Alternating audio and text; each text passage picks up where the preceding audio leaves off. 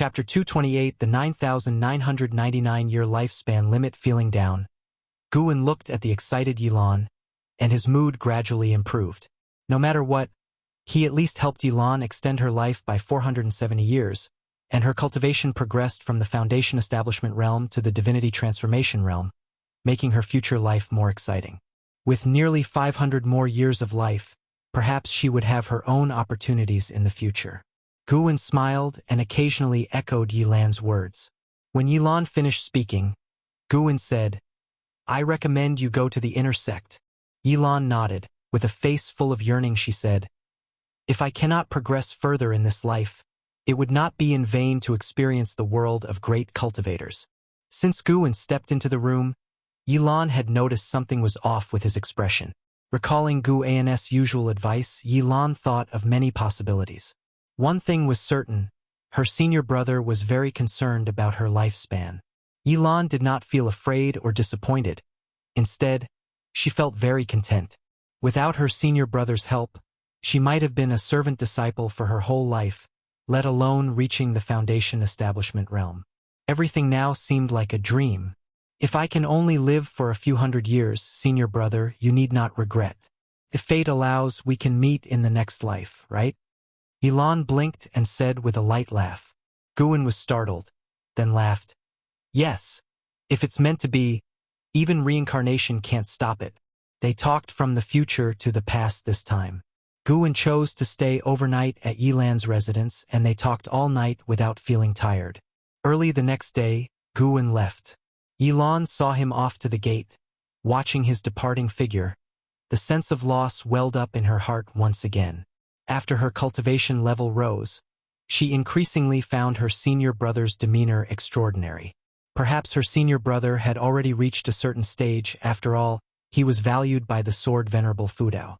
Yilan knew one thing for sure: if it was not just a chance meeting with the Sword Venerable Fudao, the Sword Venerable would not have taken action with the Qinghong sword. Guwen just wanted to avoid trouble.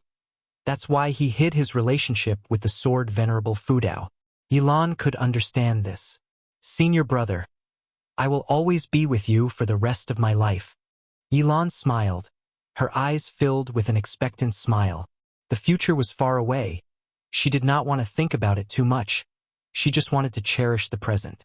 Putting aside Yilan's matter for the time being, unlike the Taoist expansion skill, which could only lift the cultivation constraints once in a lifetime, the primordial reincarnation skill could be repeatedly cultivated. Yilan would continue to suppress her cultivation in the future and release it after hundreds of years. Then the ultimate lifespan should be able to increase again, but Guwen was not sure if the effect would be the same as the first time lifting the cultivation constraints. Anyway, this was at least a hope. After hundreds of years, Guwen's cultivation would also transform, and perhaps he could find the chance to change Yilan's fate against the heavens. Compared to Yilan, Guwen was more worried about Xiaochuan. Xiaochuan, this fellow, usually did not work hard on cultivation, and even if the cultivation constraints were lifted, the improvement would be limited, certainly not as good as Yilan. But Xiaochuan had already seen through life and death, without fear of life and death, so Guwen was not so regretful. Everyone has their own choice, everyone will experience farewells. Guwen was not a stubborn person. If he was powerless, he could only work hard on his cultivation and see the end of the immortal path on behalf of his old friends. This year's summer was not as hot as previous years. In the third Medicine Valley, Guwen went downstairs, looking at the myriad forms of life in the valley, and he had a smile on his face, feeling very good. In the distance, Yu Yingying was instructing an Xian and several female disciples in practicing spells. Although her cultivation level was very low, she understood many spells. The Blood Prison Great Saint was chasing the White Spirit Rat again. The gap between them was very small. Whenever he was about to catch the White Spirit Rat, it always managed to dodge, making him extremely angry and unwilling to stop, so he could only keep chasing. 10 years had passed, and Lu Lingjun had not returned yet. Guwen detected through his divine sense that her ascension sect had been preliminarily established, but one of the ascenders had offended an overseas family, and they had an ongoing grudge for several years. Guwen just watched the play with no intention of meddling. Although Lu Lingjun had been injured many times, it was not to the extent of life-threatening. It had to be said that ascenders were indeed very tenacious. Even though the enemy was powerful, they had no plans to back down and were prepared to fight to the death, not giving up until justice was served. Xiao Chuan came to Gu N's side and said, "Senior brother, I just recruited 100 servant disciples. Do you want to take a look?" Over the past 10 years, disciples have constantly established their foundations and left, while new disciples joined, and the total number of disciples had breached 900. Guan, being idle, agreed and nodded. He followed Xiao Chuan to the grassy area at the edge of the pavilion area, where 100 servant disciples were waiting, very nervous and whispering to each other. "Will the Valley Master accept us?" "He should. The head disciple brought us here." This third Medicine Valley is not simple. It sends out several Foundation Establishment Realm disciples each year to help them become Outer Sect disciples. I've heard that too. It's said that the Valley Master is the disciple of the sect leader. The most important thing is that the Valley Master is very generous. Some were excited, some were anxious, and some were so nervous that they were shaking all over. When they saw Xiao Chuan and Guan approaching, they all shut up. Their gazes fell on Guan and were amazed by his appearance and demeanor. So young, so handsome, Guan's eyes swept over these servant disciples, constantly checking their lifespans. In the past decades, there were no few buried talents among the servant disciples recruited by Xiao Chuan, but none had an ultimate lifespan exceeding 1,000 years. Guan had never focused on cultivating servant disciples, so the master-disciple bond was not close. With one glance, all had ultimate lifespans of 100 or 200 years, occasionally showing up one with over 300 years. Yang Jian, Energy Cultivation Realm 3rd Layer 15/97/9999.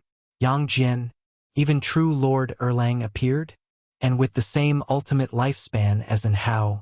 Guan's gaze fixed on Yang Jian. He pointed at Yang Jian and transmitted his voice to Xiao Chuan, asking him to call that kid out. Yang Jian wore simple gray clothes, his face slightly black, looking like he had been doing farm work since childhood, but his facial contours were very good. If well-groomed, he would appear handsome. He stood in the crowd, very inconspicuous. Watching Xiao Chuan approach, everyone held their breath, both nervous and expectant. Xiao Chuan squeezed into the crowd, patted Yang Jian on the shoulder, and asked him to come out. Yang Jian was stunned, and quickly followed, feeling very anxious, afraid that Guan would find him unpleasant. When he stood in front of Guan, he heard Guan ask, "Introduce yourself." Yang Jian came to his senses and hurriedly said, "My name is Yang Jian, from Longhu Town, Su Province. I am 15 years old, and my family has 9 members." Before Guan could speak, Xiao Chuan couldn't help but ask, "Yang Jian? Which Yang, which Jian?" Yang Jian scratched his head awkwardly and said, "It's Yang Jian from the Investiture of the Gods, True Lord Erlang from Journey to the West. I really like these 2 books, so I changed my name to Yang Jian after joining the Supreme Sect. My old name was Yang Xiaohu, which sounded really bad." As soon as he finished speaking, the other servant disciples burst into laughter. Hearing this, Guan breathed a sigh of relief. "Scared me to death." He really thought this kid was Yang Jian from the Investiture of the Gods. After all, this nearly 10,000-year ultimate lifespan was too eye-catching. To date, Guan had encountered 3 people with an ultimate lifespan of 9,999 years, and Hao, the Blood Prison Great Saint, and Yang Jian. He scrutinized Yang Jian, finding his bones peculiar, and his spirit root was a mixed spirit root of the 5 elements, but his bones were unlike ordinary people. This point was hard to detect without reaching the Immortal Path realm. His bones needed a vast amount of spiritual energy to revive. In other words, if Yang Jian could not awaken his physical body, he was no different from an ordinary servant disciple. Without the lifespan detection, Guan would not have detected this.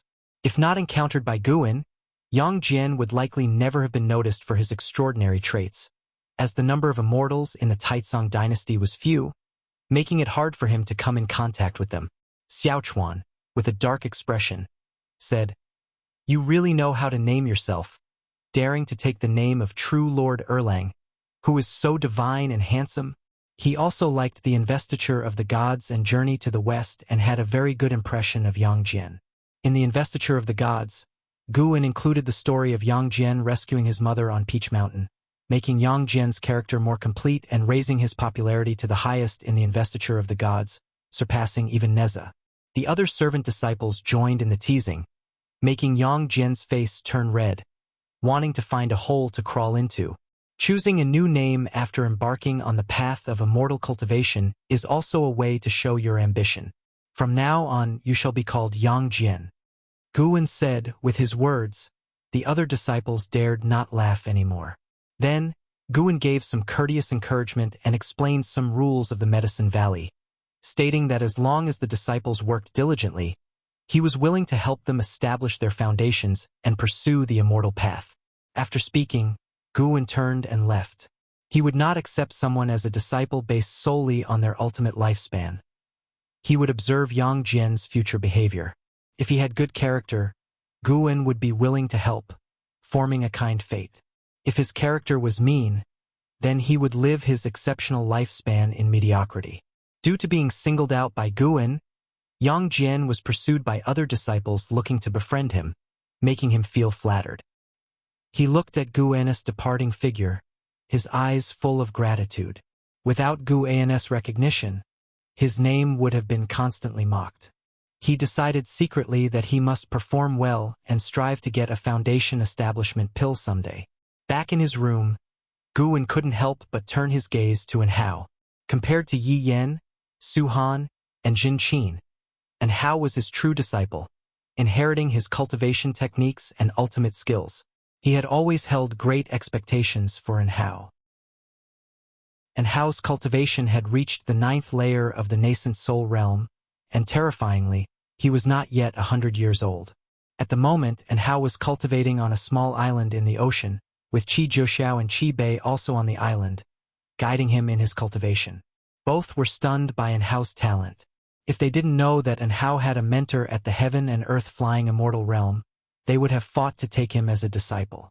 Guan noticed that Qi Bai's cultivation level was continuously dropping. It seemed the poison of the immortal swallowing scorpion could not be completely eliminated.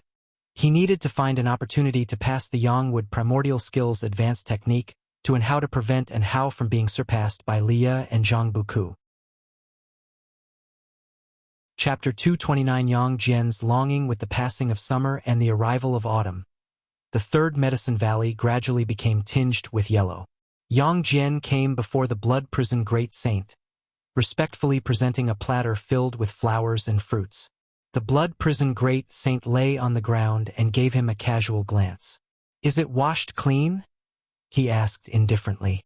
Yang Jian quickly nodded and whispered, "I washed it 3 times. The blood prison great saint lowered his head to sniff, then said, "Not bad.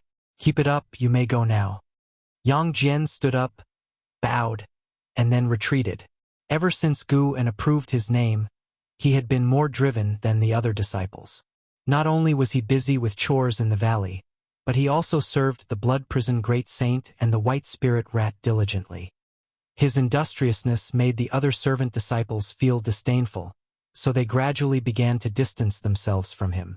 Despite this, he did not feel embarrassed but was instead full of anticipation. He knew full well that with his average talent, if he only did what the other disciples did, he would at most earn a single foundation establishment pill. He believed that even if he reached foundation establishment, it wouldn't change his fate. There were many foundation establishment realm disciples in the outer sect who still remained at the bottom. But if he could gain the favor of the Valley Master, that would be entirely different. Lacking aptitude and connections, Guan represented the greatest opportunity in Yang Jian's eyes. He didn't know how to go about pleasing Guan deliberately, so he used his spare time to take care of Guan's mounts and spirit pets. Yang Jian stood at the wooden fence, looking out over the vast expanse of the Medicine Valley's garden. He wiped the sweat from his face, filled with hopes for the future. Being able to join such a Medicine Valley was already very fortunate. Next, he needed to seize this fortune. Days went by one after another. In late autumn, someone came to visit Guan. It was Wu Ju, whom he hadn't seen in many years. Ju, visiting the third Medicine Valley for the first time, was amazed by its grandeur. "I'm looking for Gu, Ju said, grabbing a person. Coincidentally, that person was Yang Jian. Yang Jian was sweeping the ground and couldn't help but ask, "May I ask for your name, senior? What is your relationship with the Valley Master?" "My name is Ju. Guin and I are brothers. I've been away for many years and came here specifically to see him today," Ju replied. Hearing this, Yang Jian dared not be careless. He asked Ju to wait for a moment and ran all the way to Xiaochuan to report the matter, asking Xiaochuan to make the decision. Xiaochuan then went to Guan's pavilion and relayed the story at the door. In fact, Guan had already sensed Ju's arrival, but since Ju had now cultivated the energy-concealing sorcery, it was hard for him to detect directly, so he waited for his disciples to report it to him. "Bring him over," came Guan's voice from inside the room. Xiaochuan immediately called out to Yang Jian, sending the waiting Yang Jian downstairs on an errand. Just as Yang Jian turned around, Ju suddenly rushed past like a gust of wind, startling him so much that he widened his eyes. He stood there dumbfounded, watching Ju leave a trail of afterimages as he swiftly went upstairs. Even Xiaochuan, who was upstairs, had his hair blown around and stood frozen in place. Ju pushed open the door, saw Guin, and smiled, turning around to close the door behind him. Xiaochuan came to his senses and turned to descend the stairs. Yang Jian was still stunned. It wasn't until Xiaochuan beckoned to him that he finally snapped out of it. He didn't inquire about Ju's identity, but in his heart, a great determination ignited. He also wanted to become a great cultivator like Ju. On the other side, inside the room, Guin poured tea for Ju and listened to him recount his experiences over the years. After sitting down and adjusting his mindset, he used lifespan detection on Ju as if he were about to open a blind box. Ju, nascent soul realm, level 8124/890/7600. So many years had passed, but Ju's maximum lifespan had not increased, indicating that he hadn't made any breakthroughs in path enlightenment for decades. Guin felt a bit disappointed. He had hoped that Ju could continue his path enlightenment indefinitely. Of course, with Ju's current talent and status, reaching the Nirvana realm before the age of 7,600 wouldn't be difficult.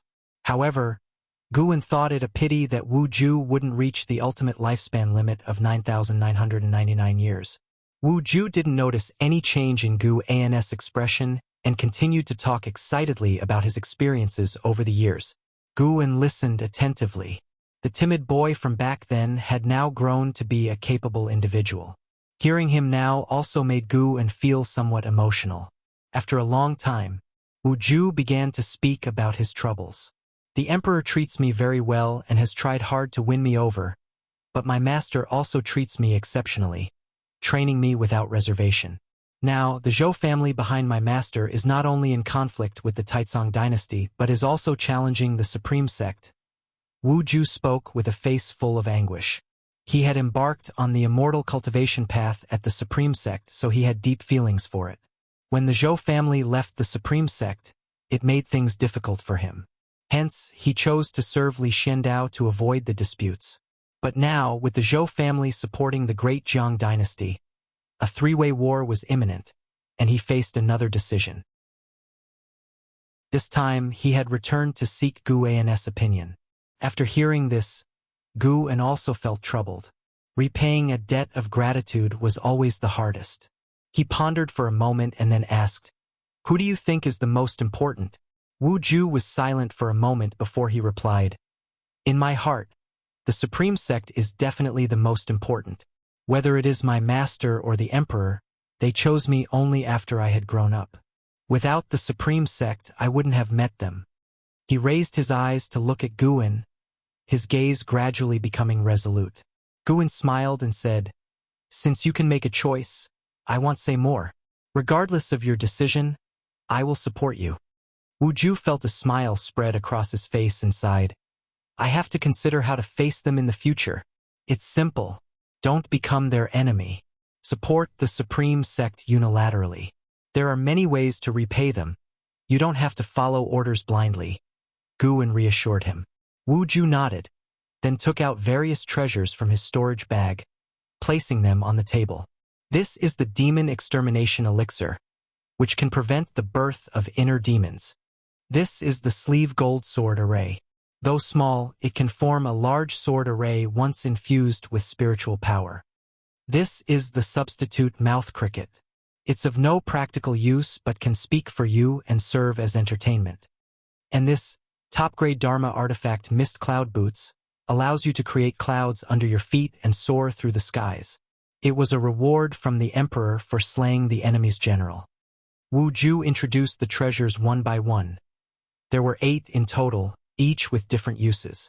After he finished speaking, Guan pretended to decline, but Wu Ju insisted, saying he had received many elixirs from Guan in the past and had to pay him back. After several refusals, Wu Ju glared and said, "Are we not brothers? You must accept these, or we can't be brothers anymore." Guan had no choice but to agree reluctantly. "Next time you visit, don't bring so many things.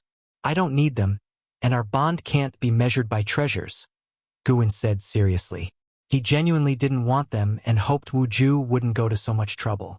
Wu Ju waved his hand and said, "I don't care. When I see good things, I think of you. Since you don't venture out and only focus on cultivation, they'll find you all the magic artifacts and secret books you need." Guan smiled and didn't continue the topic. It wasn't until dusk that Wu Ju left, having made up his mind to choose the supreme sect. He intended to see the sect leader next. Guan stood on the balcony, watching the direction in which Wu Ju departed. The sunset was beautiful, even nearing twilight. Guan saw Yang Jian staring blankly in the direction Wu Ju had gone. During this time, Yang Jian's performance had been commendable, and in Guan's eyes, he was already halfway towards becoming a disciple. In the future, if Yang Jian became famous and even surpassed Wu Ju, would Wu Ju remember that the minor cultivator who led the way for him today was the renowned Yang Jian? Guan found the thought amusing, and a smile appeared on his lips. He noticed that he was developing a mischievous habit of imagining the astonishment of those around him. In the blink of an eye, 5 more years passed. During these 5 years, and Hao broke through to the divinity transformation realm, and Wu Ju reached the 9th level of the nascent soul realm, on the verge of a breakthrough. Since Wu Ju had decided to stay in the Supreme Sect, he hadn't left the Supreme Sect. After expressing his intentions to LV Badian was very pleased and began investing substantial resources in him, creating momentum for him. Now, Wu Ju was one of the top 3 talents in the Supreme Sect, holding the position of a true disciple. 127-year-old Guan had a lifespan nearing 16,400,000 years, still far from the billion mark, but he hadn't harvested the high-rank medical herbs from the outer world cave yet. He was eagerly looking forward to those high-rank medical herbs. Throughout these years, Guan occasionally went to Immortal Seeking Island to buy high-rank medical herbs. The number of 7th-order medicinal herbs planted in the outer world cave had exceeded 100,000. And the number of 8th-order medicinal herbs surpassed 10,000. Once all these herbs matured, harvesting them would significantly extend his lifespan. On this day, Guan had just returned from Immortal Seeking Island. He walked into the 3rd Medicine Valley with a slight frown. Recently, more and more loose immortals had been eyeing him, so he needed to consider purchasing medicinal herbs from other islands. The price of a single 7th-order medicinal herb was astronomical. Guan's extensive purchases at Immortal Seeking Island had made him one of their top 10 clients, naturally drawing envy.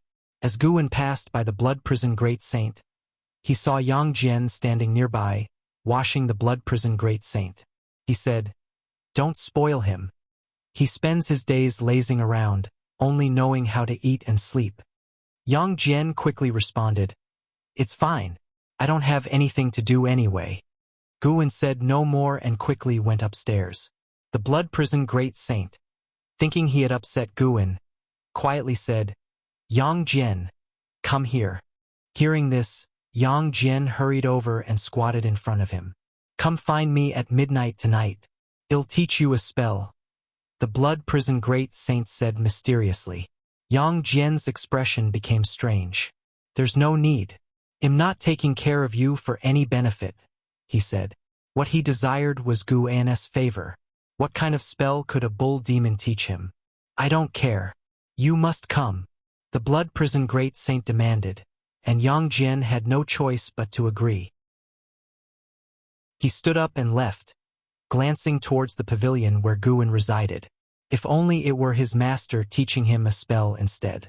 Inside the room, after sitting down, Guan spread his divine sense, looking towards the ocean trench to the east. This great trench had ceased to extend but still existed across the ocean, frequently drawing great cultivators to observe. Guan sensed the presence of an entity surpassing the wandering immortal realm flying above the ocean trench. The individual displayed their aura recklessly, drawing many divine senses to probe. Chapter 230. Sect Leader's Successor. Guan looked for a while and then withdrew his gaze. Without knowing the other party's intentions, he didn't want to provoke them. The ocean trench had been around for many years without any disaster so far. Guan hoped this tranquility could last long enough to give him time to grow. He picked up the latest volume of the Green Hero Travelogue from the table and started reading. This book was sent by Shen Tianyi, and he had already read it several times. Each reading gave him a different flavor. Shen Tianyi seemed flamboyant and unrestrained, but he was actually meticulous and skilled in writing about women. Night fell. Yang Jian came to the blood prison great saint's side, wanting to say something but hesitating. The blood prison great saint stood up and, with a twist of his ox-like but, dropped a line before leaving. "Follow me." Yang Jian had no choice but to follow. Well, maybe by appeasing it, it will mess with me less in the future. Yang Jian thought silently, his mood improving. The man and ox arrived in a forest a dozen miles away. The forest was vast, echoing with the sounds of insects. The blood prison great saint turned around to face Yang Jian, then started cultivating energy. In an instant, his red ox hair began to flow like burning blood flames, and a fierce aura erupted from his body. "Ha!" Yang Jian's eyes widened, his whole being becoming alert. This aura, could this lazy ox really know spells? The blood prison great saint let out a deep ox roar, making Yang Jian feel an explosion by his ear, his brain buzzing. It took him a while to recover, looking at the blood prison great saint in horror. The great saint still maintained his aura, looking especially menacing in the night. Yang Jian's gaze towards the blood prison great saint became fervent. The blood prison great saint raised his ox head and said, "This is a spell of the blood prison divine skill called the blood prison roar. If you train to a minor achievement realm, it can cause the enemy's divine soul to become unsettled in battle. If perfected, it could kill enemies with a roar." "So powerful? I want to learn. I want to learn." Yang Jian felt ignited, the image of the blood prison great saint completely transforming in his eyes. The blood prison great saint, full of pride, said, "Cultivating the blood prison roar isn't easy. Are you ready for hardship?" "I'm not afraid of hardship," Yang Jian said firmly. The blood prison great saint grinned. Under Gu An's divine sense, he found an ox smiling to be quite eerie. This guy didn't have any ill intentions, right?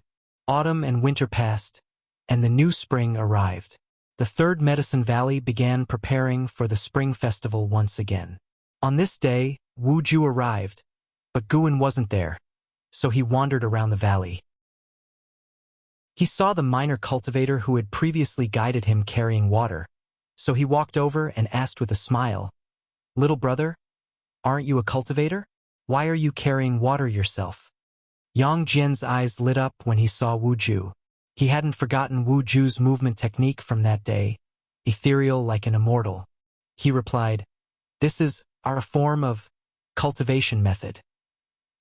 His voice was hoarse, speaking haltingly, making Wuju uncomfortable to listen to. "What happened to your voice?" Wuju asked with a frown. Yang Jian answered, "From practicing." Wuju shook his head with a smile, patted Yang Jian on the shoulder, and turned to leave. The reason Wuju remembered Yang Jian was that before leaving last time, Guan had asked him about his thoughts on Yang Jian. Being remembered by Guan he naturally developed a bit of interest in Yang Jian. But now it seemed this boy's talent was quite mediocre, with almost no advancement in cultivation over the years. Yang Jian didn't know what Wu Ju was thinking. Just being asked by him already made him very happy. Wu Ju continued wandering in the valley. An hour later he sensed Gu An's aura. But when he turned his head, he frowned. There were actually two women beside Gu En. Why isn't it Ms. Shen? Wu Ju wondered. He always thought Gu En and Xinzhen liked each other. But now seeing Gu En chatting and laughing with two women beside him, he felt upset. Brother Gu was letting down Ms. Shen. Gu En, with Yilan and Jinqin, flew in. The two women were curious about the scene in the Third Medicine Valley, constantly asking questions, and he answered with a smile. After landing, Wu Ju approached, pointing at Jinqin and asked, Gu En, who is this? His tone was sharp, making Jinqin look at him in confusion. He knew Yilan, Gu En's junior sister, but seeing Jinqin clinging to Gu En's arm made him feel uneasy. Jinqin's eyes lit up and said, Are you Wu Ju? Yilan nodded and said, Yes, he is the true disciple who has recently become famous in the Supreme Sect, Wu Ju. Seeing Wu Ju, she felt very emotional. At the Golden List conference, she met Wu Ju through Gu En. Back then, Wu Ju surprised her, but she didn't expect him to achieve so much today. Why did geniuses always appear around senior brother? Gu En smiled and said, This is my disciple, Jinqin. Let's go inside and talk. Hearing this, Wu Ju's expression softened. When is Ms. Shen coming? Wu Ju asked. He always believed that Gu En and Xinzhen were meant to be together. Gu En casually replied, How would I know when she will come? Hearing this, Jinqin's eyes darted between Gu En and Wu Ju, thinking about something. The four of them headed towards the pavilion, Jinqin continuously asking Wu Ju questions enthusiastically, making Wu Ju a bit shy. Before they reached the pavilion, a figure flew in quickly. Gu En silently thought, Oh no. Ms. Shen. Wu Ju called out excitedly and waved at Xinzhen. Yilan and Jinqin looked towards Xinzhen. She wore a white dress with a veil on her face, looking like a celestial being, with an outstanding temperament. Xinzhen landed beside Jinqin and smiled. Wu Ju, long time no see. She was often in seclusion and didn't know about Wu Ju's reputation over the years. She looked at Yilan and Jinqin, full of curiosity. Gu En pretended to be calm and began introducing them to each other. The three women exchanged pleasantries, creating a harmonious atmosphere, but Gu En could feel the undercurrent. I didn't expect it. Gu En, you have so many female confidants? Yu Yingying suddenly approached, asking excitedly. Wu Ju's loud voice had drawn her attention. Seeing the three women surrounding Gu En and chatting, while Wu Ju maintained a polite distance, she felt there was a good show to watch. Gu En turned black-faced and said, Don't talk nonsense. Yilan looked at Yu Yingying and asked, Who is this? So senior brother's previous jokes were true. Many female disciples in the valley liked him. Yu Yingying, working for Gu En, Yu Yingying said with a smile. No one believed her, as how could an errand girl call the valley master by name? Yu Yingying continued, I forgot to tell you. Senior Lu should be coming back for the festival. Gu En kept a straight face and said, Let her come back if she wants to. Yilan squinted her eyes and asked, Is Senior Lu a man or woman? Yu Yingying said, A woman, Lu Lingjun. You should have heard of her. She's a great cultivator in the mystic heart realm.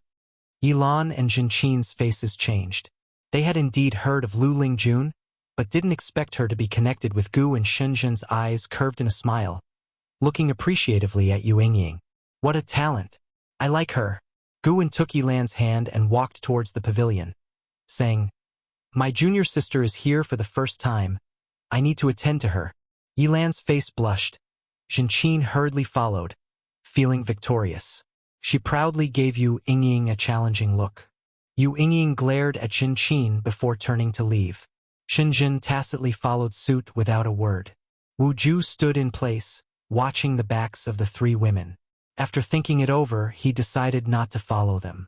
If they really start fighting, he would step in to protect Gu En. No wonder Brother Gu doesn't cultivate. Too busy tending to his peach blossoms. Indeed, Master is right. Women are obstacles on the immortal cultivation path.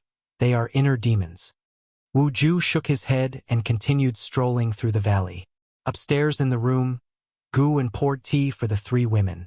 Yilan started chatting with Xinjun. Having worked in the law enforcement hall for many years, she was adept at handling people and situations, making the conversation lively and pleasant among the three women, appearing like close friends. After Gu sat down, Shunjun asked, "After Journey to the West, will you write another book? I want to read about Sun Wukong becoming the victorious fighting Buddha." Yilan and Jinqin already knew Gu was Pan-En, but still looked at him curiously, eager for his answer. Jinqin looked at Gu, marveling inwardly. Her master's cultivation talent might be mediocre, but his writing was extraordinary.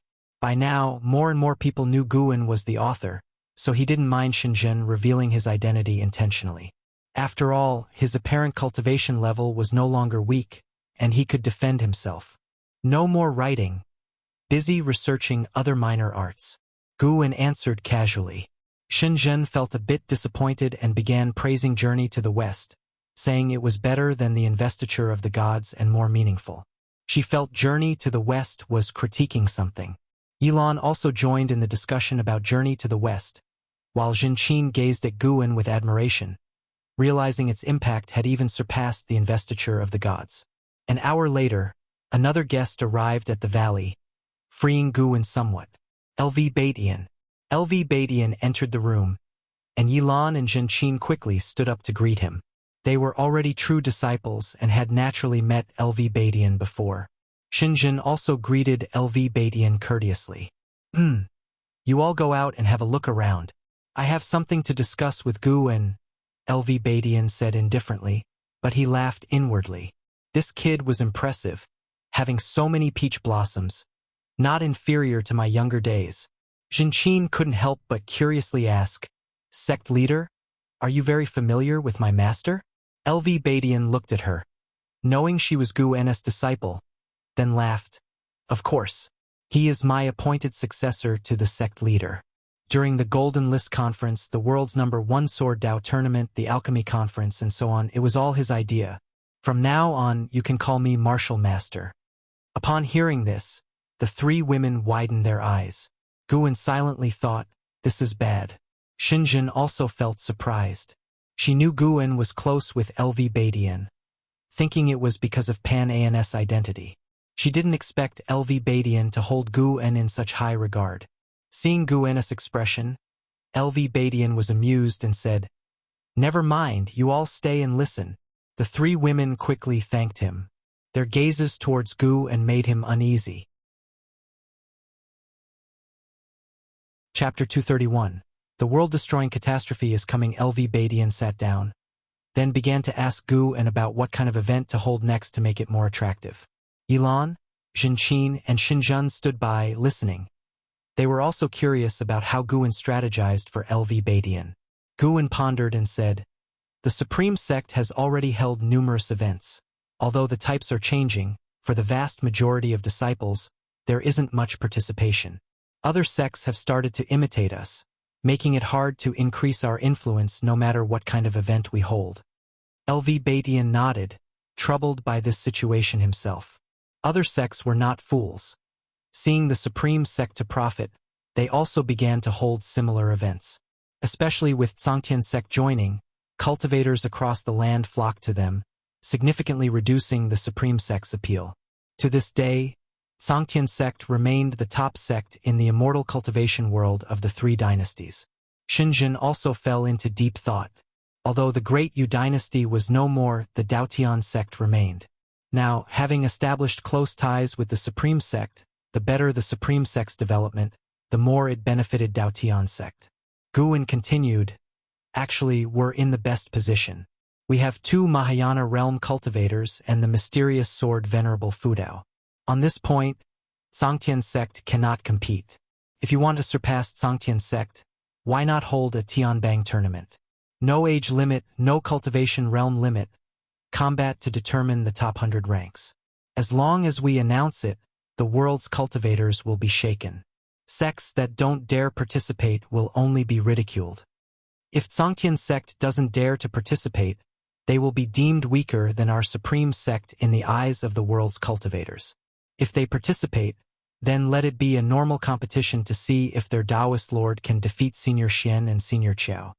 LV Baishan's eyes lit up upon hearing this, but he still hesitated, saying, Mahayana realm combat. If it gets intense, how do we control it? Guan thought for a moment and said, how about holding it in the outer sect? We can use Sword Venerable to deter them. LV Badian frowned, still hesitant. The Supreme Sect's high-level members also had reservations about Sword Venerable. They didn't know what Sword Venerable's intentions were or his origins. Previously, they fantasized that Sword Venerable was an ascetic trained by the Supreme Sect, hiding his cultivation level, unknown to anyone. But as immortals continued to appear in their vision, they realized that the Supreme Sect's soil couldn't nurture such an existence. Sword Venerable was simply too powerful, forcing them to recognize reality. If the sect leader fears angering Sword Venerable, we can allocate part of the Tianbang tournament's proceeds to the Heavenly Repair Platform as a tribute to Sword Venerable, showing our sincerity, Guan suggested. LV Batian hesitated and asked, is that all right? Guan continued, you can inquire in front of the Heaven-Cutting Axe. Sword Venerable is an immortal. He will surely hear you. As long as you explain the stakes clearly, he should tacitly allow it. After the Tianbang tournament is held, as long as the Supreme Sect cultivators retain the top position, other sects won't be able to host their own Tianbang tournaments, since only the top sect in the world has the qualification to host it. If Tsongtian's sect cannot secure the top position, their morale will also suffer. Like the previous Golden List tournament, the Tianbang must be recorded. It's best to distribute it to the world's cultivators without charging Spirit Stone fees, to spread its influence first. The second Tianbang tournament can then collect Spirit Stone fees for profit. As long as the Supreme Sect made this announcement, the matter would be settled. Throughout history, no sect dared to do it despite thinking of it. Gathering the world's top cultivators within their sect to compete for supremacy could easily spiral out of control, possibly leading to total destruction. The Supreme Sect was different, as they had the balance-breaking existence of Sword Venerable Fudao. Xinzhen couldn't help but say, this plan is indeed devious. No sect in the world can refuse. Even if they know they can't secure the top position, they have to participate. The more LV Badian thought about it, the more feasible it seemed. As long as the Supreme Sect secured the top spot, they could still attract great cultivators in the future. What if cultivators from the Holy Land or overseas participate? What do we do then? LV Badian hesitantly asked. Guan smiled and said, wouldn't that further prove the Supreme Sect's influence? Even cultivators from the Holy Land couldn't resist participating. As long as our people's ranks are the highest within the three-dynasty immortal cultivation world, that'll be sufficient. LV Batian found it reasonable and began to discuss the specific details with Gu, and mere slogans wouldn't suffice. There had to be tangible benefits to attract more cultivators to participate. Yilan watched Gu and LV Batian discuss matters involving the world's great trends. She felt sentimental. As expected, her senior brother was destined not to be an ordinary person. Jinqin, on the other hand, didn't think much. She was already fantasizing about the Tianbang tournament. Who wouldn't want to be the world's #1? Though she had no qualification to compete, she still wanted to know who was the #1 in the immortal cultivation world. An ancient hour later, LV Badian hurriedly left, not even celebrating the new year. Guan took the three women downstairs to enjoy the New Year's atmosphere with the disciples. The disciples in the Medicine Valley even set up a market, making it very lively. As dusk approached, Lu Lingjun returned. The gap in cultivation between her and Yilan and the other two women was vast, so there was no conflict.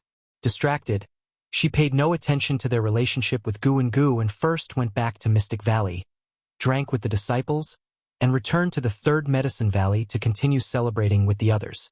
The next morning, guests left, and the disciples resumed their busy routines. Lu Lingjun also left Medicine Valley, flying towards the main city of the sect. One night, several days later, Guan saw LV Badian leading several dozen members of the Hall of Elders to the heaven-cutting axe. They set up a formation to prevent other disciples and cultivators on the platform from hearing them. After explaining the Tianbang tournament, the heaven-cutting axe remained silent, and they took this as Sword Venerable Fudeo's tacit approval. Guan had already begun to look forward to the benefits the Tianbang tournament could bring. He could buy many high-rank medicinal herbs. The second morning, Gu Zong brought a large group of cultivators to find Lu Lingjun. These cultivators had a minimum cultivation level of Void-Crossing Realm, numbering over 100. Lu Lingjun immediately took this group of disciples southward. Gu Zong exchanged pleasantries with Gu and before leaving. Guan didn't ask what Lu Lingjun was up to. There's no need to guess. It's obvious it was about overseas ascenders. 1 month later, the Supreme Sect announced the Tianbang tournament, and notices about the tournament quickly covered every city in the immortal cultivation world. At the same time, LV Badian sent out invitations to various sects, acting first and reporting later.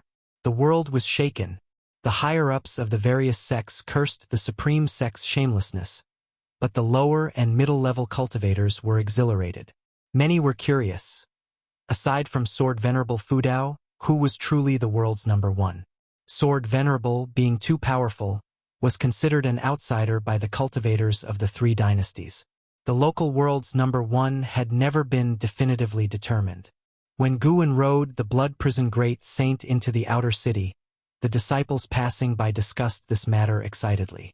Yang Jian, who was following beside the Blood Prison Great Saint, also felt his blood boiling. He wondered if he would ever have a chance to be on the Tianbang in this lifetime. Throughout the journey, Yang Jian saw Guan greeting people frequently. He knew many, including cultivators with their subordinates, which made Yang Jian admire Guan even more. This morning, Guan had Xiaochuan send word to Yang Jian, saying he would take him to the outer gate city, thrilling him. It meant Guan was truly accepting him. Not just him. Other servant disciples also thought so, which led to many imitating him, gathering around the white spirit rat, leaving an Exian helpless. Yang Jian, are you willing to truly become my disciple? Guan suddenly asked, making the daydreaming Yang Jian freeze. He asked reflexively, "What?" Guan glanced at him, giving him a fright that drenched him in cold sweat. "Fool, the master is asking if you are willing to truly become his disciple," the Blood Prison Great Saint said mockingly. It was his way of caring for Yang Jian. Yang Jian had served him for 5 years, so he naturally had a liking for him and wanted to help him. Others might not know Guan's true cultivation level, but the Blood Prison Great Saint knew very well. The strongest person in the Supreme Sect was Guan. He even suspected that the mysterious Sword Venerable Fudao was Guan. "I am willing. I am willing. Master, please accept my bow." Yang Jian was overjoyed and knelt in the street. The passing disciples all looked at him with strange expressions. Guan didn't feel embarrassed, accepting his bow. After he kowtowed 3 times, he let him up. The Blood Prison Great Saint continued forward, and Yang Jian followed closely, trembling with excitement. He had been in the 3rd Medicine Valley for 5 years. In his mind, Guan was highly esteemed. Although Guan seemed to only be at the core formation realm, there were actually Mystic Heart Realm great cultivators hidden in the valley, leading him to imagine many things. The Blood Prison Great Saint glanced at the trembling Yang Jian, feeling a bit sour. Why? This kid seemed unremarkable and extremely ordinary. This kind of person could be Guan's disciple, while he, an invincible ascender in the mortal world, could only be a mount. The Blood Prison Great Saint felt conflicting emotions. If he hadn't been so reckless when he first ascended, hadn't hunted down Liya and Zhang Buku, he wouldn't have ended up like this. But then he thought, if not for those incidents, even after 1,000 years of cultivation, he might not have encountered a great cultivator like Guan. Even if he did, he would probably be killed. He considered it a blessing in disguise. He can have many disciples, but if I am his only mount, it would be different, the Blood Prison Great Saint thought, getting excited again. As the saying goes, beating a dog depends on the owner's face. Spit. Disciples eventually graduate, but a mount is a lifelong bond. Even if Guan freed him 1,000 years later, he would pledge loyalty, saying he would always be Guan's mount. He wanted Guan to be his backing in the great heavenly spirit land. The more the blood prison great saint thought about it, the more excited he became. His ox body began to tremble. Guan looked down at him and then at Yang Jian. He suddenly worried that Yang Jian might be led astray by the blood prison great saint, as his mind didn't seem stable. Just then, a shabbily dressed old man stopped the blood prison great saint. He looked at Guan, his eyes wide, rambling. The mortal disaster is coming. The ocean will engulf everything. The apocalypse is nearing. The blood prison great saint stopped, eyeing him suspiciously.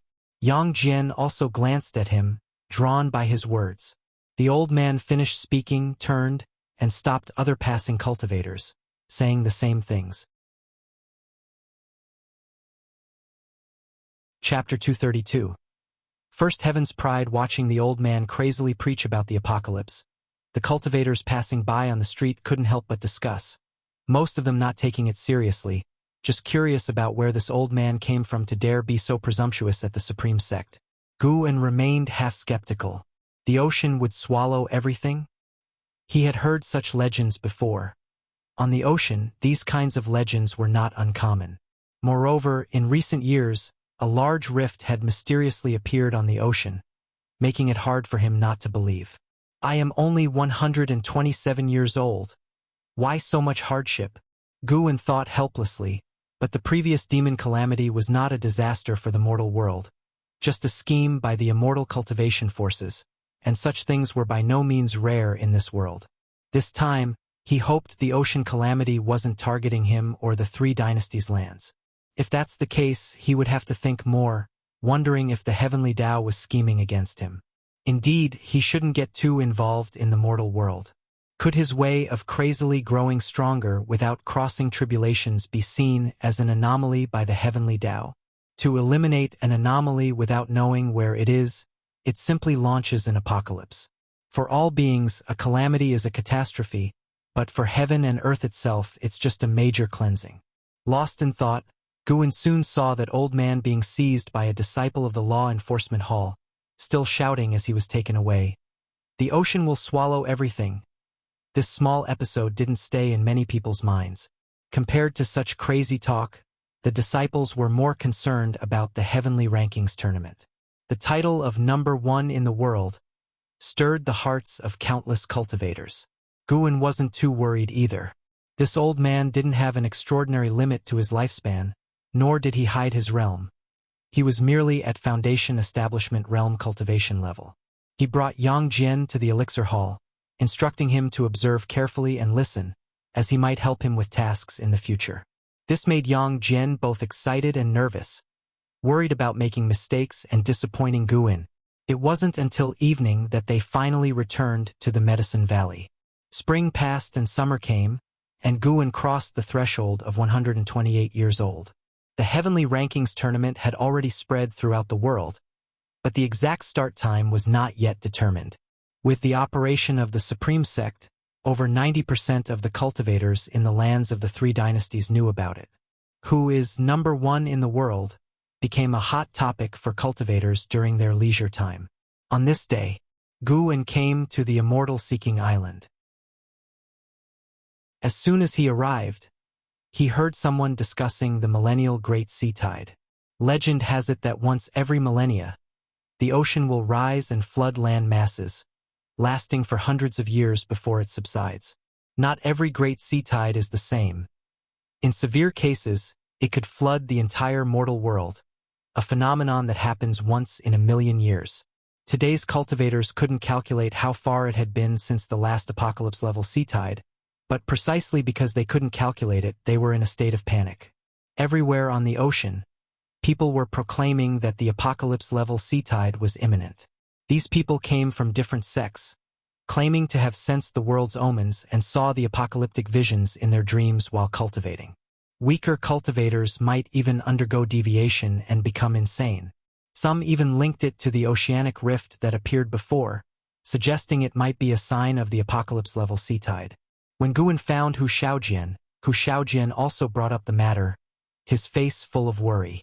The world is truly in chaos now. First, there was the conflict between the Seven Stars Spirit Realm and the Star Sea congregations, battles occurring everywhere. Now, there's an imminent apocalypse-level sea tide. We truly live in the worst of times, Hu Shaojian sighed. Guan comforted. Nothing is certain yet, don't overthink. Though the news was spreading widely, the sea level hadn't risen, at least not affecting the mainland of the Three Dynasties lands. According to legend, before an apocalypse-level sea tide erupts, there would be a build-up period of hundreds of years that all living beings in the mortal world can sense. It's said that during this period, the spiritual energy of the sea would burst forth, enriching the entire world's spiritual energy, accelerating the cultivation speed of all beings, as if a small mercy from heaven and earth. If one could leave this world during this period, they could escape the calamity. But that's only applicable to high-level cultivators. To achieve heaven and earth flying immortal within those few hundred years, one would at least need to be at the wandering immortal realm. Guan and Hu Shaojian wandered the streets, chatting as they walked. Suddenly, a figure appeared before them, a woman in yellow attire, her demeanor dignified with an extraordinary aura, and her appearance also top-notch. Her cultivation level reached the mystic heart realm. May I ask if you are Senior Menglang? My lord wishes to invite you as a guest. My lord is Sage Tang Hai, the woman in yellow said respectfully. Using a mystic heart realm female cultivator as a maid? Such a grand gesture. As Guan was thinking, Hu Shaojian quietly introduced, Sage Tang Hai is an honorary elder of the Sea Protection Mansion on Immortal Seeking Island, known for his righteous actions and good reputation. The implication was that he could be trusted. Guan glanced at Hu Shaojian before looking at the woman in yellow and said, "Lead the way." He cast a lifespan detection on the woman in yellow. With a lifespan limit just over 2,000, she would be considered a girl of heavenly pride on the mainland, only to be a maid on Immortal Seeking Island. The woman in yellow gracefully bowed and then turned to lead the way. Half an hour later, they entered a mansion. Hu Shaojian chose not to go inside, waiting at the gate instead. Tang Hai Mansion was large, with many servants whose lowest cultivation level was at the nascent soul realm. Led by the woman in yellow, Guan arrived at a courtyard where he saw a man in blue attire sitting at a table, sipping tea, with a scholarly and elegant air.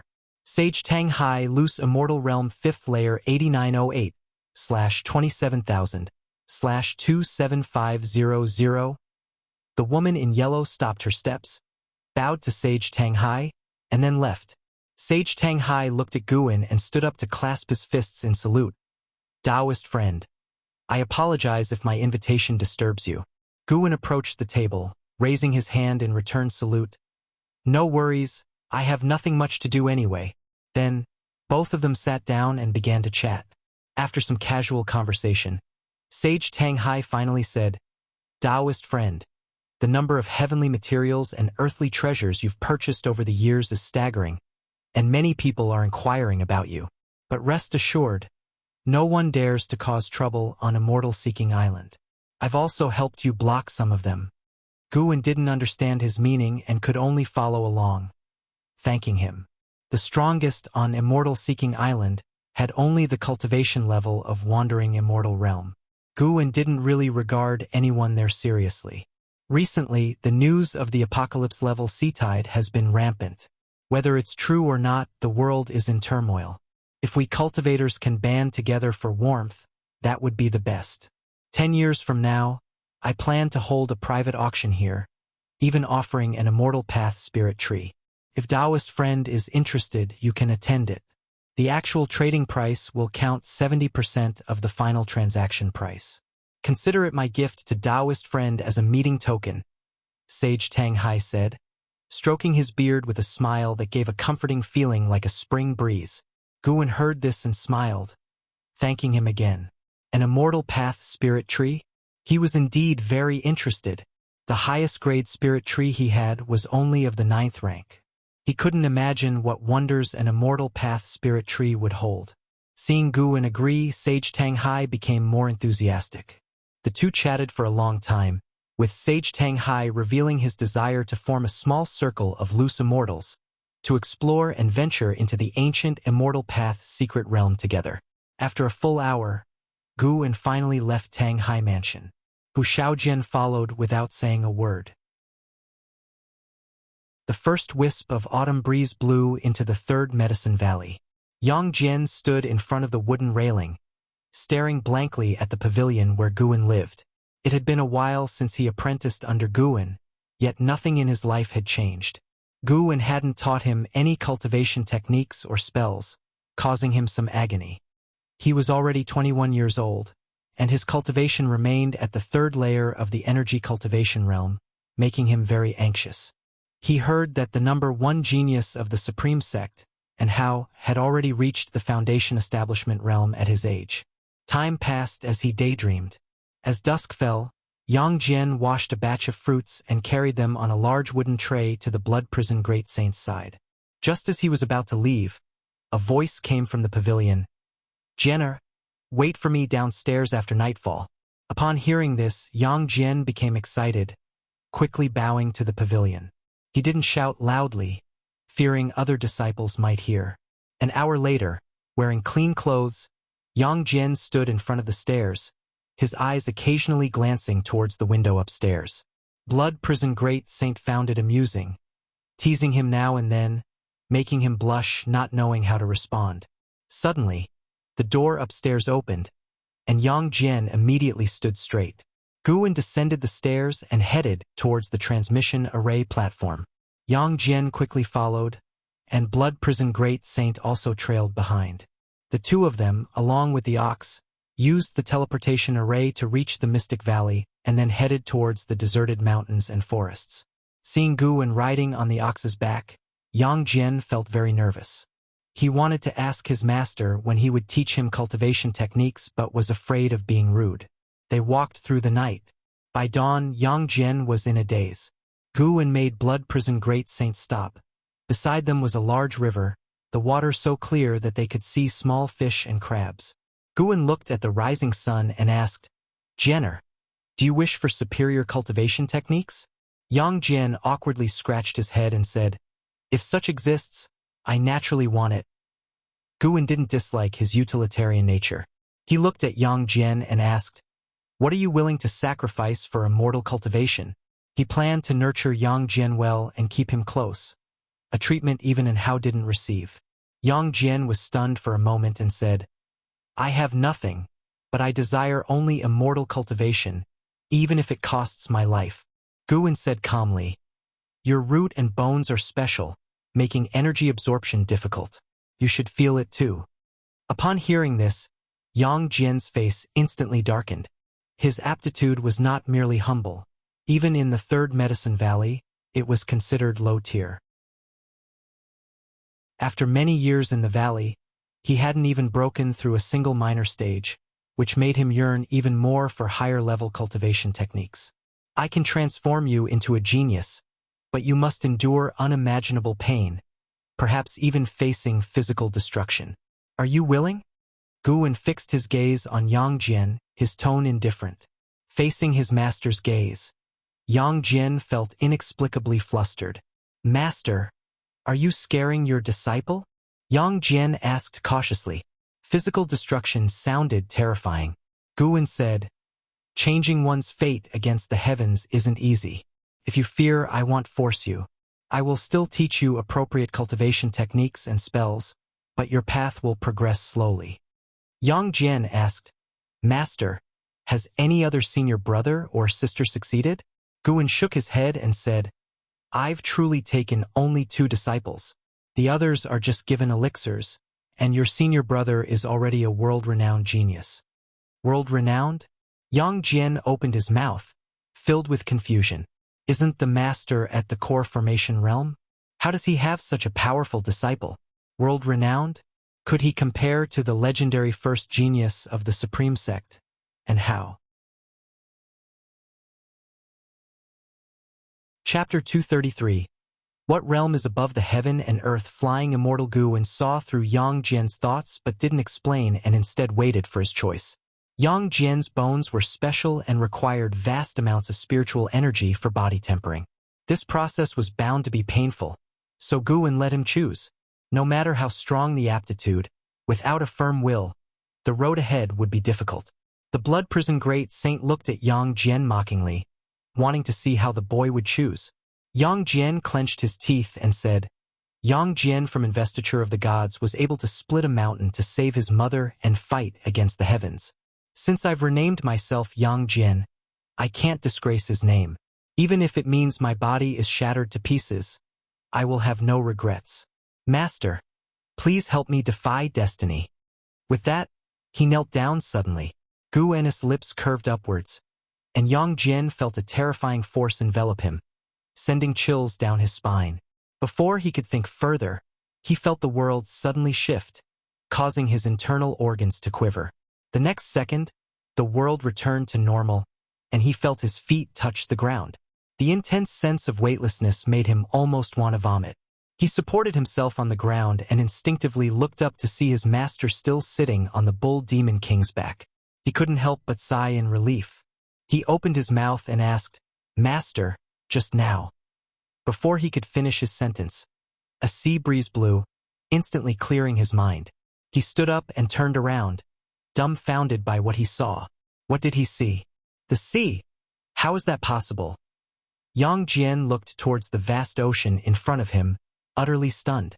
Though he had never seen the ocean, he had heard old stories saying it was larger than a lake, boundless, like another world. The blood prison great saint had felt the limitless freedom step before, but each time it left him astonished.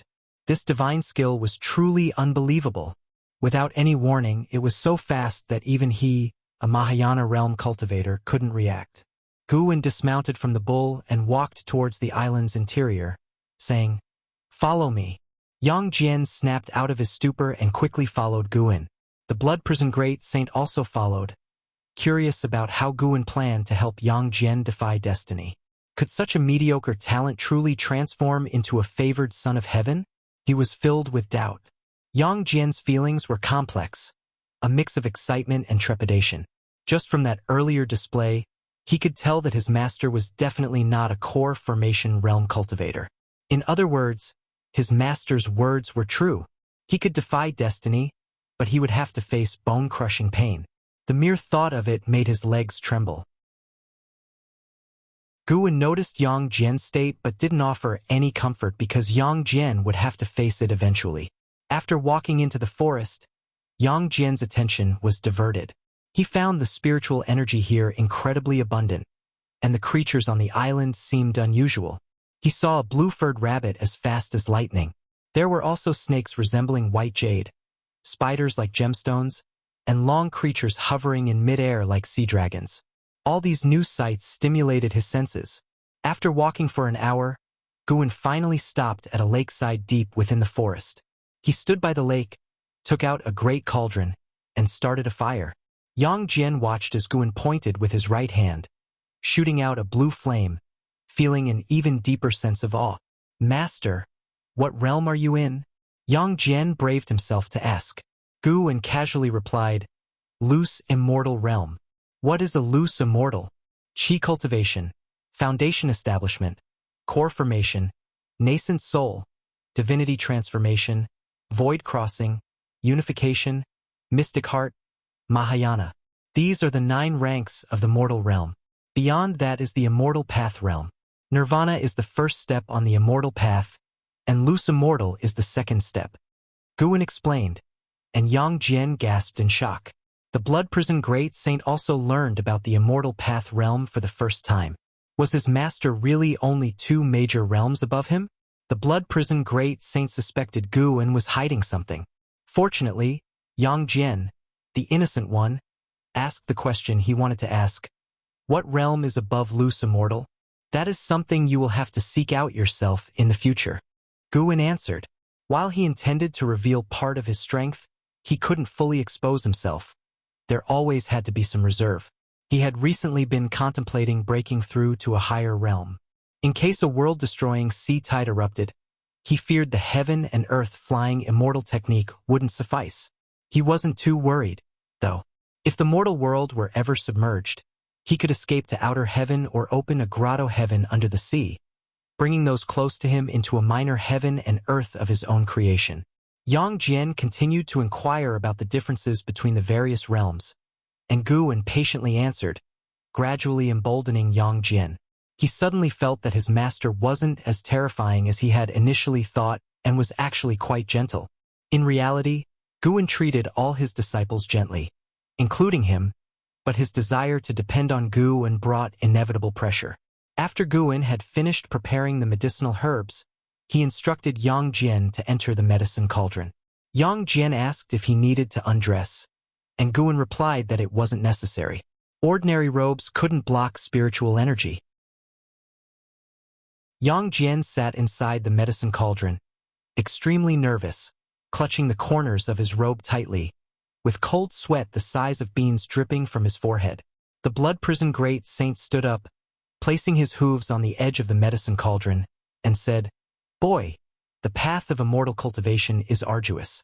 Many times you just need to think about holding on a little longer, just a little longer, and the pain you're enduring will soon pass." Yang Jian took a deep breath, looked at the blood prison great saint, and asked, "Senior Niu, may I ask what realm you are in?" Since his master was a loose immortal, the bull demon king, as his master's mount, must be incredibly strong. Otherwise, why would his master only bring him along? The blood prison great saint looked at Guan, saw him nod, then turned back, smiling proudly, and said, "I am at the Mahayana realm's 8th floor, and am not just a bull demon. I am the blood prison great saint who ascended from the lower realm." He recounted his glorious history endlessly, leaving Yang Jian with his mouth agape. The Mahayana realm's 8th floor. He knew that the supreme sect had only 2 Mahayana realm cultivators in name. Who would have thought that the bull raised by his master was at the Mahayana realm? Yang Jian was dazzled by the immense joy, feeling as if he were dreaming. Guan instructed the blood prison great saint to step aside, and the blood prison great saint had no choice but to shut up and move away, showing none of the bearing of a Mahayana realm cultivator. Guan took out an elixir and handed it to Yang Jian, saying, "After consuming this, follow the mental method I described and cultivate your energy. I will guide you in your training. No matter how much it hurts, you must follow my guidance to absorb energy. Otherwise, you will perish, and not even an immortal Daluo can save you." Yang Jian was about to ask what an immortal Daluo was when he saw Guan turn away. He could only toss the elixir into his mouth. The moment it entered, it dissolved, and Yang Jian felt his throat burning, his body suddenly heating up. At this moment, Guan's voice reached his ears using the sound transmission skill, along with a domineering force entering his body, guiding him to absorb nature's spiritual energy. Guan was teaching the all things form and energy art. The all things form and energy art originated and continually elevated from the energy nurturing skill.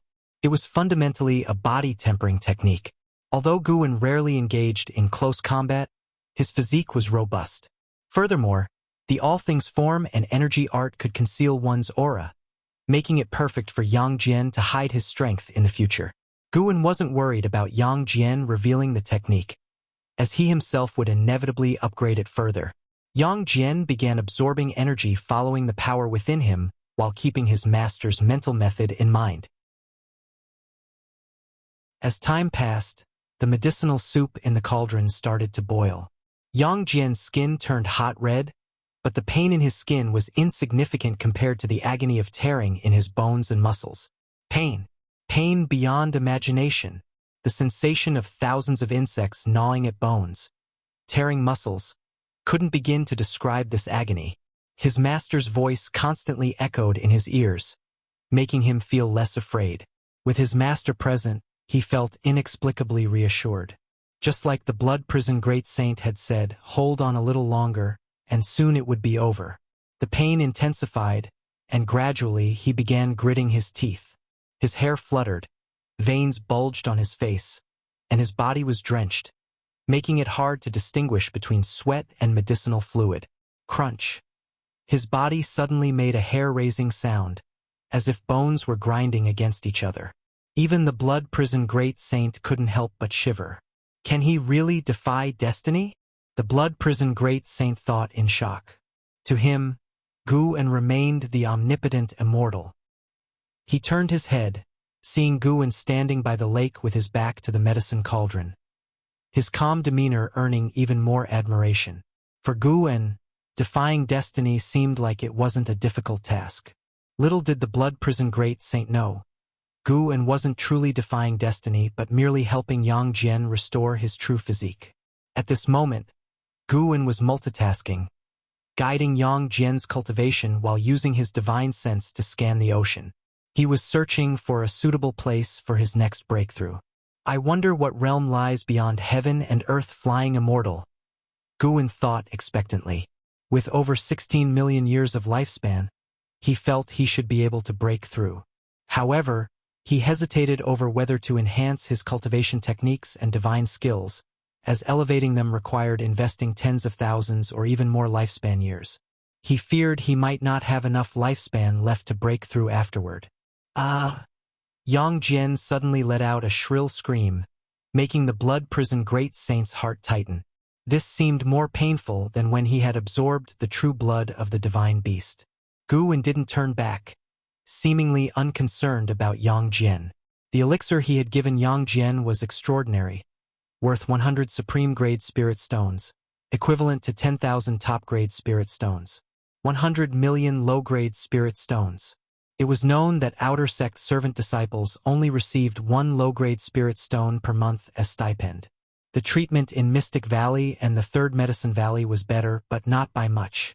With this elixir, Yang Jian might even make a direct breakthrough, depending on how much of the medicinal power his physique could absorb. Time passed by second by second. After a while of screaming, Yang Jian's voice suddenly stopped. The blood prison great saint widened his eyes in shock. Yang Jian slowly rose from the cauldron, still in a meditative posture.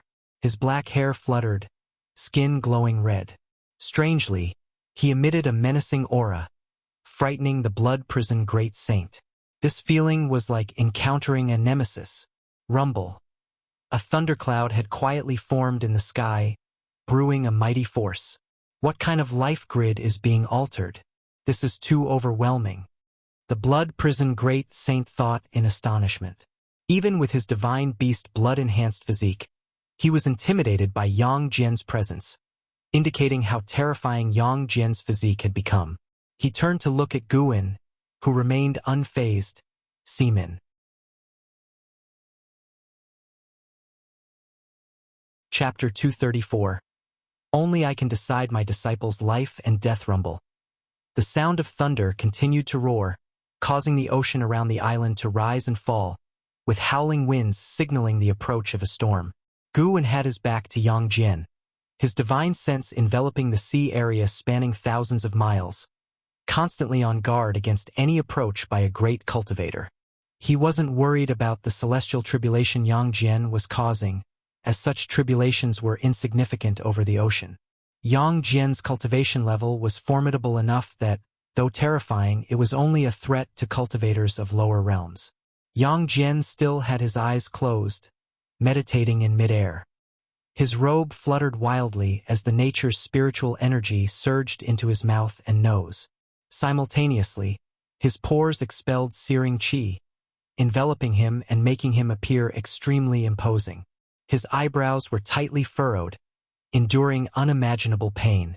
His entire focus was on his inner being, completely unaware of the outside world, or even that he had floated up into the air. The thunder roared like a heavenly god, oppressively overwhelming. The blood prison great saint lay prone on the ground, his mindset now adjusted and filled with anticipation. He was eager to see what kind of defying fate Yang Jian would create. Bang! A sudden bolt of lightning struck down, hitting Yang Jian. In an instant, his robe was reduced to ashes, and his body turned charred. As the lightning subsided, blood began to seep from his skin, making him look ghastly. Within 3 breaths, he was transformed into a bloodied figure. Guwen turned to look at Yang Jian, his gaze remaining calm. The blood prison great saint also remained composed, sensing that Yang Jian's life was not in immediate danger. One bolt of heavenly lightning after another struck down. Gu Wen sharply noticed that these heavenly lightnings contained 5 elements spiritual energy. Could it be that Yang Jian's physique could directly absorb the 5 elements spiritual energy? No wonder such immense spiritual energy was needed to break through the constraints deep within his bone marrow. Too monstrous, thus unaccepted by the heavenly Tao. Gu An's expectations for Yang Jian grew. He wanted to see what kind of transformation Yang Jian would undergo. Yang Jian continued to endure the lightning strikes, his skin and flesh splitting open, blood splattering. Yet his aura didn't weaken. Instead, it brewed an even stronger force. After around 30 minutes, Yang Jian's body was devoid of hair. His skin was completely charred, with white bones faintly visible at the joints. The might of the heavenly lightning reached a new height, causing the blood prison great saint to grow tense, fearing that Yang Jian might suddenly die. At this moment, Gu Wen felt an aura rapidly approaching. It was a Nirvana realm cultivator, not too strong. As long as a loose immortal or higher did not appear, Gu Wen wouldn't need to forcibly take Yang Jian away. Soon, a figure flew into the island, traversed the forest, and quickly landed by the lake. Without looking at Gu Wen or the blood prison great saint, his gaze fixed on Yang Jian, filled with astonishment. Immortal-seeking Taoist, Nirvana Realm 9 layers, 20489/25000/300000. Immortal-seeking Taoist? This name seemed familiar. Gu Wen suddenly remembered that Wuxia mentioned being taught the Taoist expansion skill by a divine monk who called himself Immortal-seeking Taoist. He didn't expect this person to be a Nirvana realm existence. In other words, during his weaker days, there was a Nirvana realm great cultivator in the Tri-3 halls. If he had recklessly seized lifespans and grown rapidly, he could have very likely perished at the hands of a Nirvana realm great cultivator. This made him feel fortunate for having kept a low profile. Though named a Taoist, Immortal-seeking Taoist looked more like a monk, clad in a dark yellow monk robe and cassock, with a youthful and handsome face. Gu Wen remained silent, but the blood prison great saint wasn't pleased. He grumbled, "Hey, smelly monk, who let you in? You come in without a greeting?" Since deciding to be Gu An's exclusive mount, his mindset had shifted. The monk could disrespect him, but he must respect his master. Immortal-seeking Taoist glanced at the blood prison great saint, smiled, then looked at Gu Wen, cupping his fists in salute. "This humble Taoist is Immortal-seeking Taoist. May I know the honored name of Taoist friend, and what is your relationship with this person?" Gu Wen calmly replied, "My name is Meng Lang. He is my disciple." Immortal-seeking Taoist noted that Gu An's aura only indicated a core formation realm cultivation level, but he didn't believe it, growing even more curious. Being unable to discern the other's true cultivation meant the other was likely far superior to him. He smiled, "Taoist friend Meng, your disciple is extraordinary. His heavenly destiny exceeds the current world's limits. It should have been buried, but you discovered it. This world will change because of him." Gu Wen asked, "Oh, did I make a mistake?" "Not at all. The affairs of heaven and earth are about change. The old gives way to the new, and everything changes daily. There's no right or wrong." Immortal-seeking Taoist smiled, his gaze then returning to Yang Jian, filled with wonder. Gu Wen inquired, "Taoist friend, do you know what his physique is?" Immortal-seeking Taoist pondered. "This humble Taoist finds it hard to judge. He has the mysteries of the ancient 5 elements treasure body and the fierce chi and blood of the primeval tyrant body." 5 elements treasure body? Gu Wen had once possessed the 5 elements treasure body but had ascended to an innate Taoist body, transforming further into his current mystic holy body. Are the 5 elements treasure body and primeval tyrant body powerful? The blood prison great saint asked, making Gu Wen quite satisfied with him. Good, he has potential. If Gu Wen asked this himself, it would have lessened his status. Immortal-seeking Taoist smiled at the blood prison great saint, saying, Naturally, in ancient times, talent wasn't solely determined by spirit root attribute and qualification. Physique also played a major role. Those with treasure bodies, regardless of spirit root qualification, ultimately became legendary rulers of the immortal path. He began to recount the ancient treasure bodies he knew about. The exquisite treasure body, a physique of great comprehension, impervious to evil influences. The flame primordial treasure body, a body like blazing sun, which could transform into a glorious sun at its peak. The defying blood treasure body, where near-death situations trigger immense potential, possibly leading to permanent power increases. And so on. Immortal-seeking Taoist described 8 types of treasure bodies, astonishing both Gu En and the blood prison great saint. From his tales, ancient immortal paths seem stronger than today's, with various treasure bodies thriving, myriad races standing tall, and even reincarnation existing, allowing the mighty to seek immortal opportunities through rebirth. Taoist friend, I hope today's events remain between us, Gu En said. Immortal-seeking Taoist had shown no hostility and shared much ancient lore, which spoke well of him, though not necessarily proving him absolutely good, but certainly not bad at the moment. Immortal-seeking Taoist nodded. Rest assured, this humble Taoist doesn't wish to see such a promising figure fall either. Bang! Suddenly, Yang Jian erupted with a terrifying force, shaking the forest and causing ripples in the nearby lake. The thunderclouds emitted a red glow. A terrifying red lightning bolt struck Yang Jian, making him scream in agony. Mystic dark heavenly tribulation. Immortal-seeking Taoist frowned, stating each word slowly. Mystic dark heavenly tribulation? Gu En remembered this name. It was the tribulation he faced when breaking through to the void-crossing realm in his cultivating visions.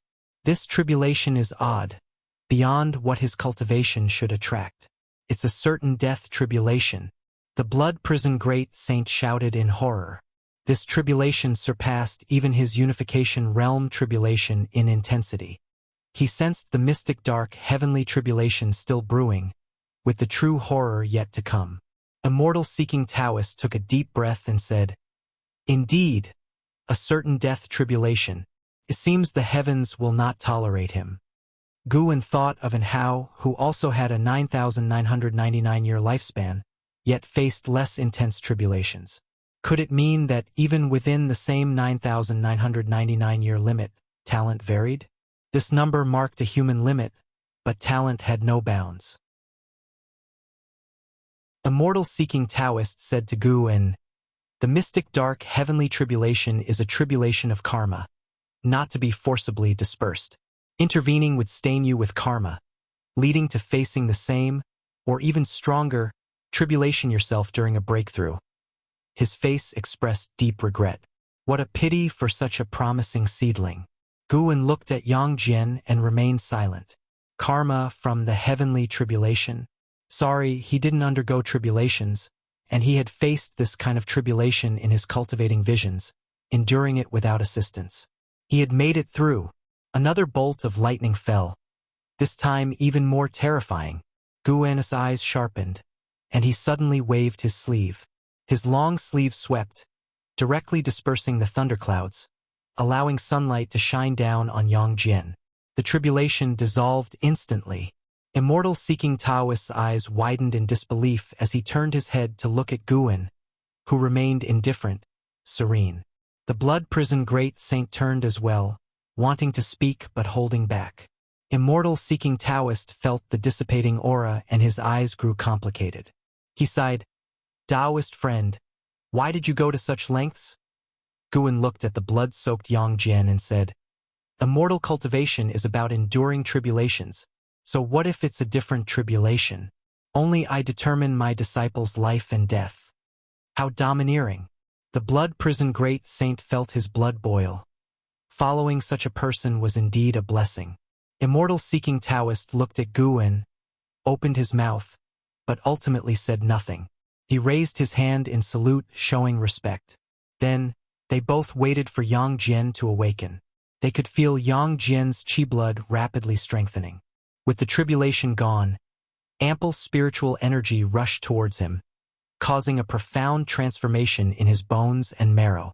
After a long time, immortal-seeking Taoist asked Guwen, "May I ask where Taoist friend hails from?"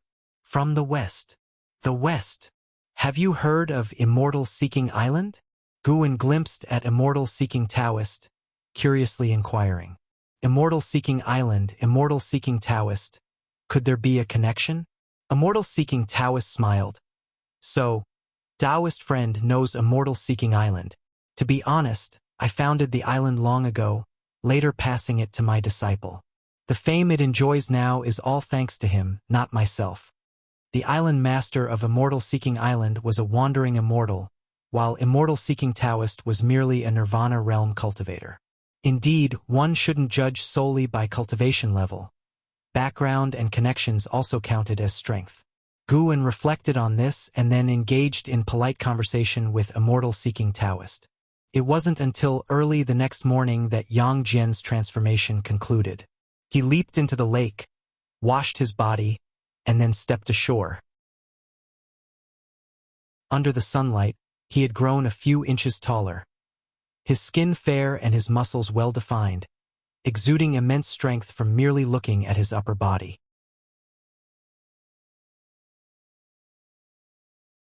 Chapter 235 Post-Holiday Breakthrough. Looking at Yang Jian, who was now a completely different person, Guwen smiled.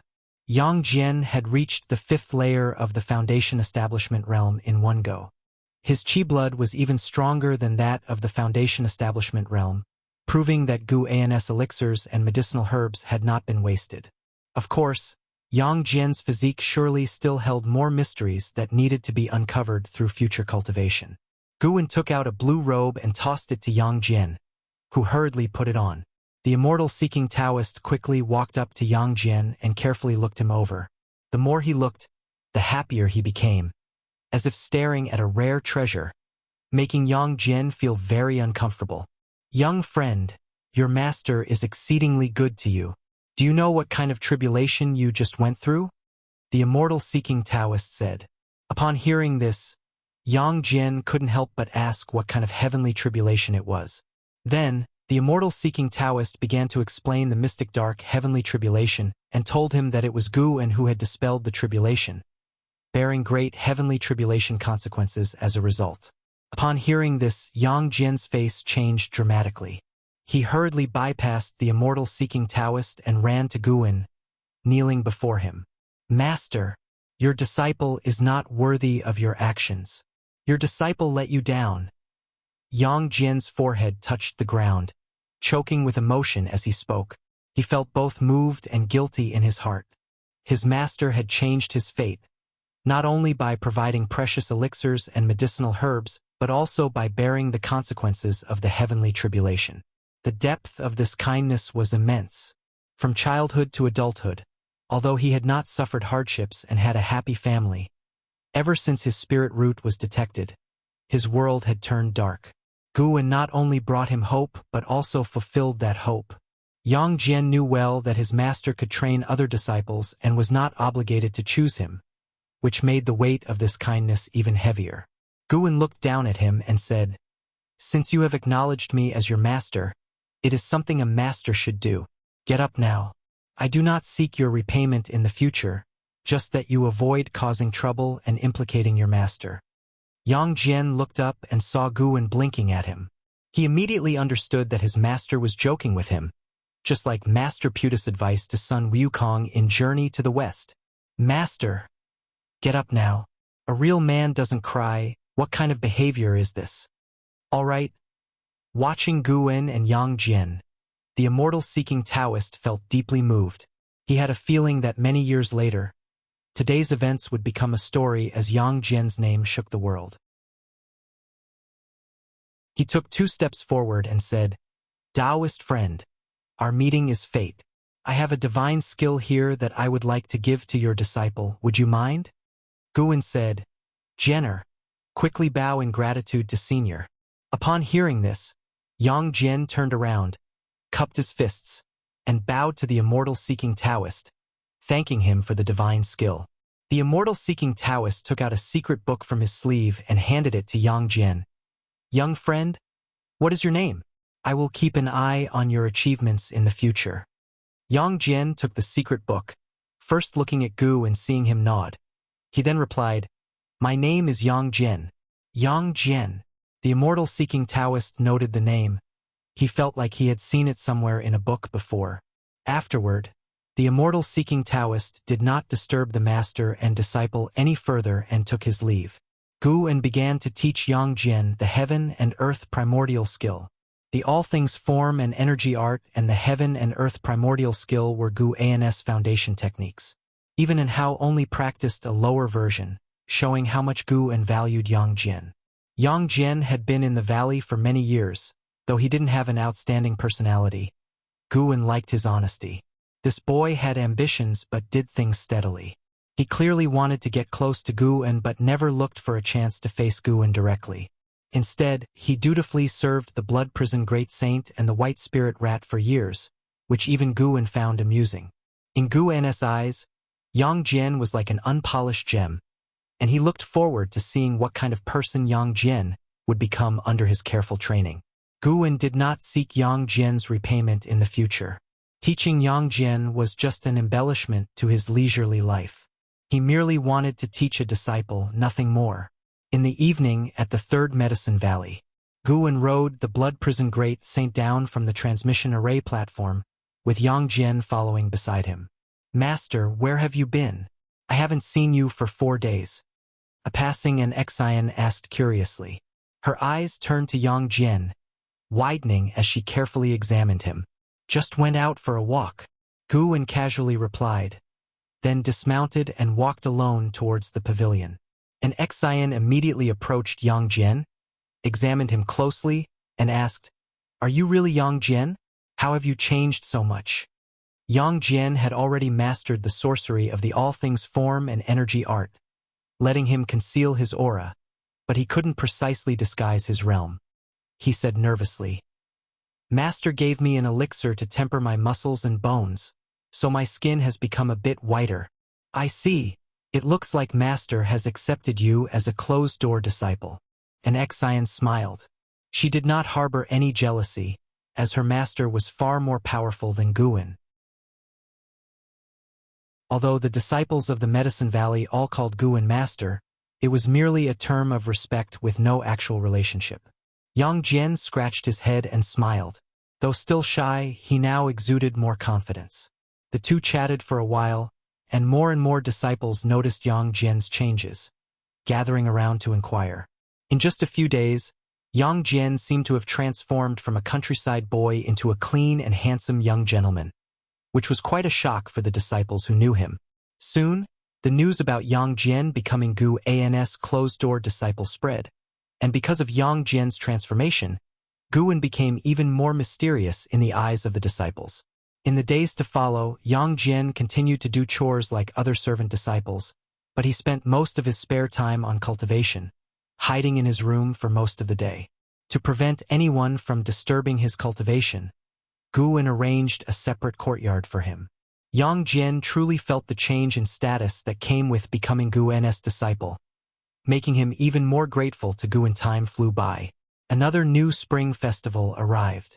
The immortal cultivation world was already dominated by the Heavenly Rankings Tournament. The Supreme Sect had set the specific date for the Heavenly Rankings Tournament to be in 10 years during the Spring Festival. When Yilan and Zhenqin came to the Third Medicine Valley to visit Gu En introduced Yang Jian to them and pointed out that he was his disciple. Because of this, Yilan even gifted Yang Jian a magic artifact.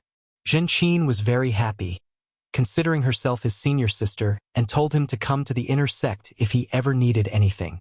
Little did they know, Gu En introduced Yang Jian to them to provide them with a backing.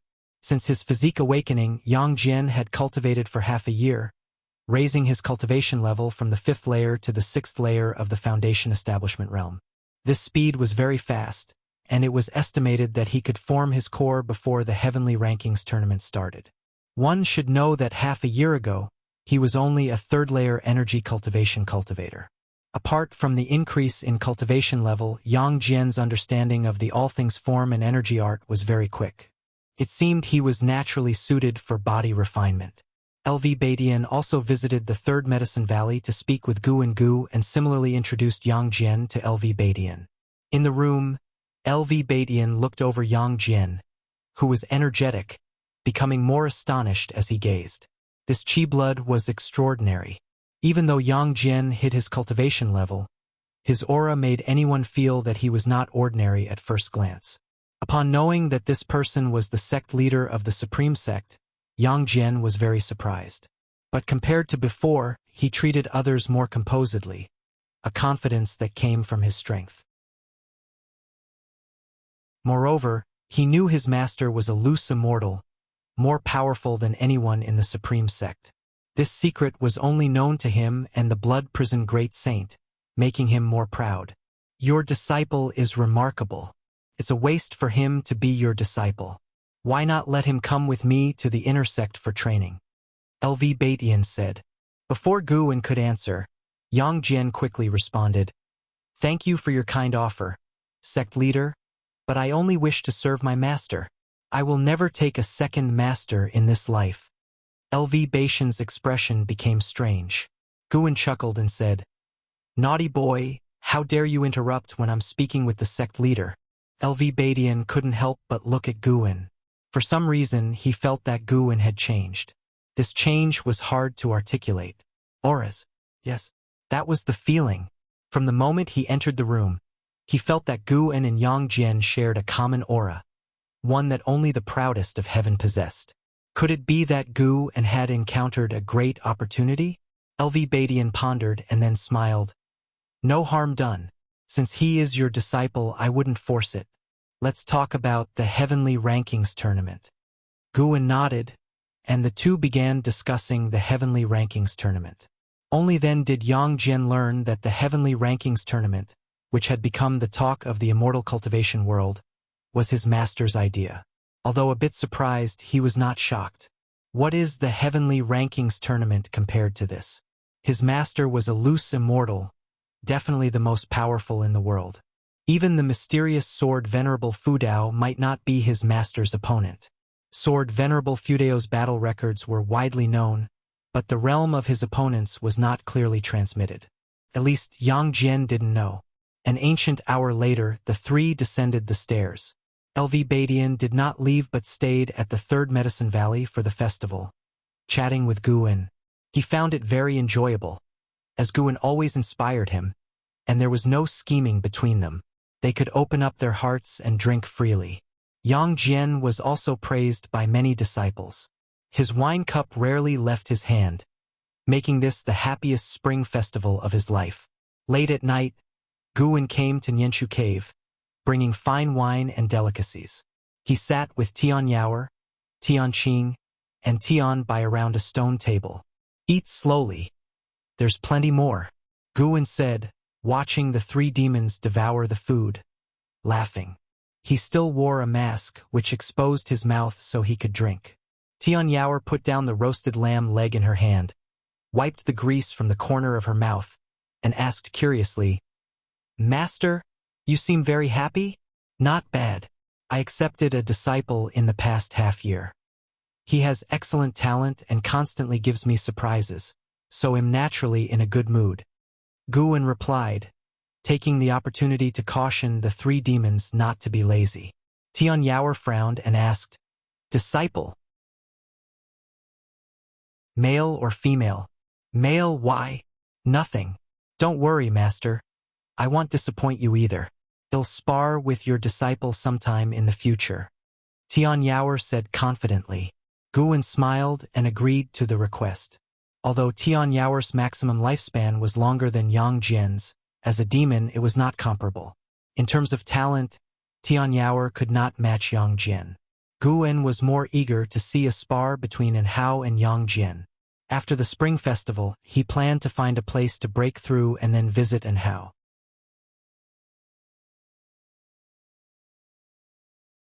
Chapter 236 Breakthrough to the 9 Layers of the Carefree Immortal Realm.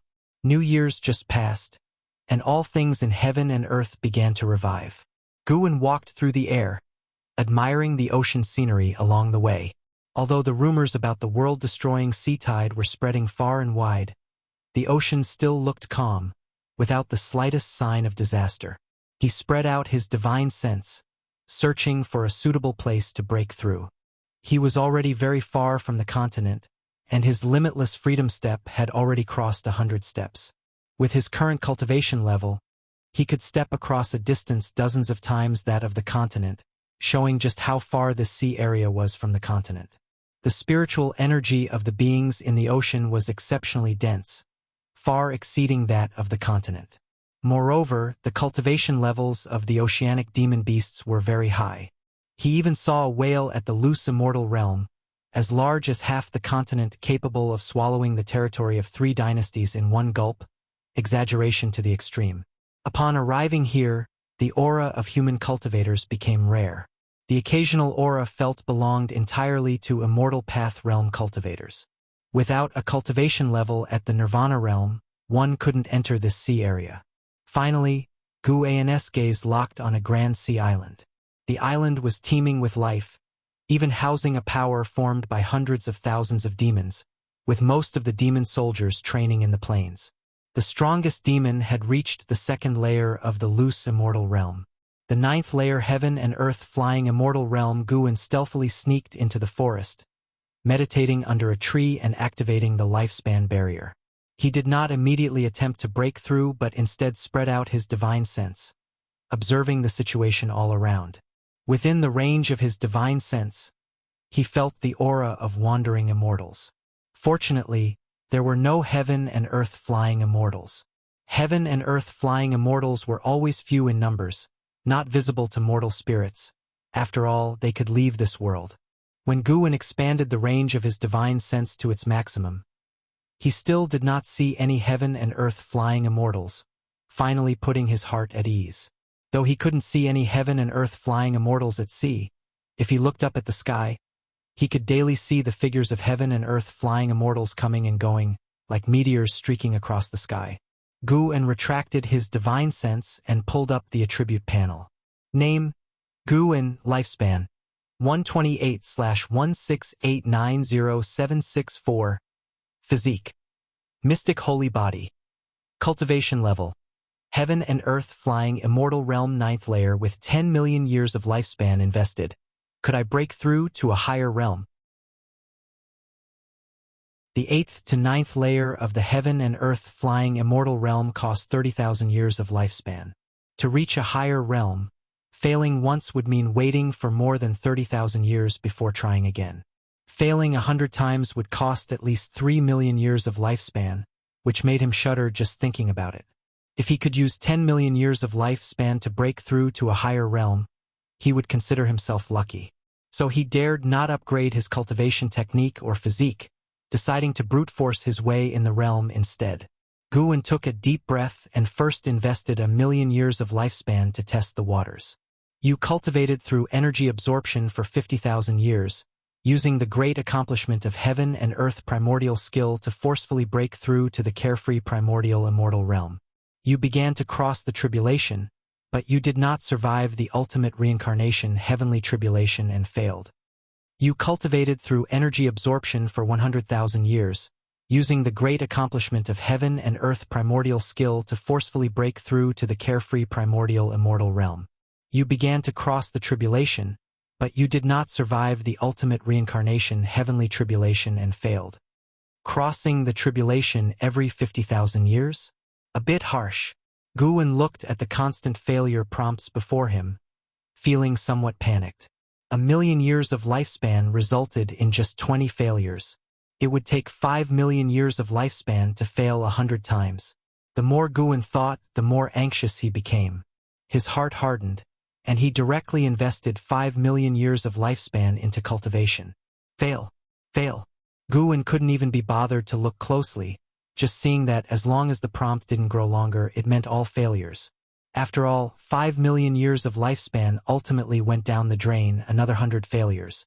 This carefree primordial immortal realm was truly difficult to break through. No wonder he had never even heard of it in the real world. There were legends of heaven and earth flying immortals above the sea, but no tales of carefree primordial immortals. Guan pulled up the attribute panel again, and seeing there were still 10 million years of lifespan left, His heart settled a little. Another 5 million years of lifespan. He didn't believe he couldn't break through. Series of prompts crazily popped up, and within the lifespan barrier, spiritual energy never surged, and the leaves above his head swayed with the wind, producing rustling sounds that made Gu and feel malice. It was as if the lifespan barrier was mocking him. The second 5 million years of lifespan all ended up in failures. He had already spent 11 million years of lifespan, failing 220 times to cross the tribulation. If he upgraded his cultivation technique and physique first, today would he be unable to break through? But even if he didn't break through, at least his strength would have increased like now. If he ultimately failed, he would have gained nothing. Guwen couldn't accept such a failure, so he continued investing, this time putting in 500,000 years of lifespan. Constant failures appeared before him, but finally, a prompt suddenly lengthened, surprising him with joy. It worked. You cultivated through energy absorption for 350,000 years, using the great accomplishment of heaven and earth primordial skill to forcefully break through to the carefree primordial immortal realm. You began to cross the tribulation, you survived the ultimate reincarnation heavenly tribulation successfully, and your cultivation level advanced to the first layer of the carefree primordial immortal realm. You cultivated through energy absorption for 410,000 years, advancing your cultivation level to the second layer of the carefree primordial immortal realm. You cultivated through energy absorption for 470,000 years, advancing your cultivation level to the third layer of the carefree primordial immortal realm. You cultivated through energy absorption for 500,000 years, your cultivation level increased.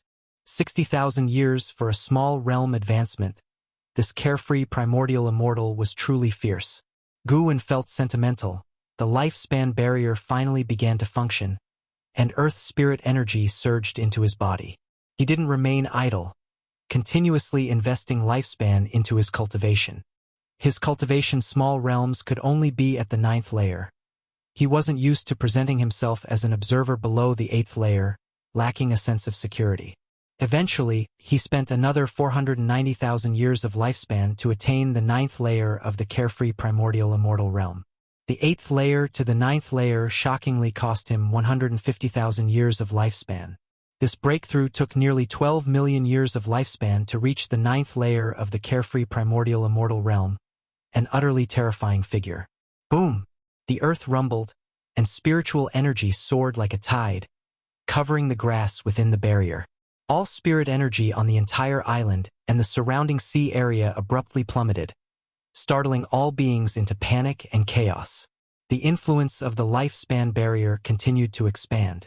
The spiritual energy required from the 9th layer heaven and earth flying immortal realm to the 9th layer of the carefree primordial immortal realm was immense. After a few breaths, ocean demons erupted from beneath the sea. Heaven and earth were in an uproar.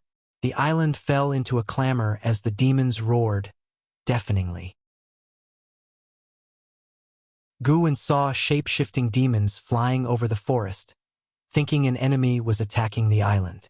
Guwen closed his eyes and began to feel the changes within himself. He wanted to see what the carefree primordial immortal had that made it so hard to break through. After 30 minutes, a flood of profound insights exploded in Guwen's mind like the universe's Big Bang, infinite information pouring into his consciousness. Heaven and earth rules. Heaven and earth flying immortal required cultivating the path of 5 elements to perceive higher realms.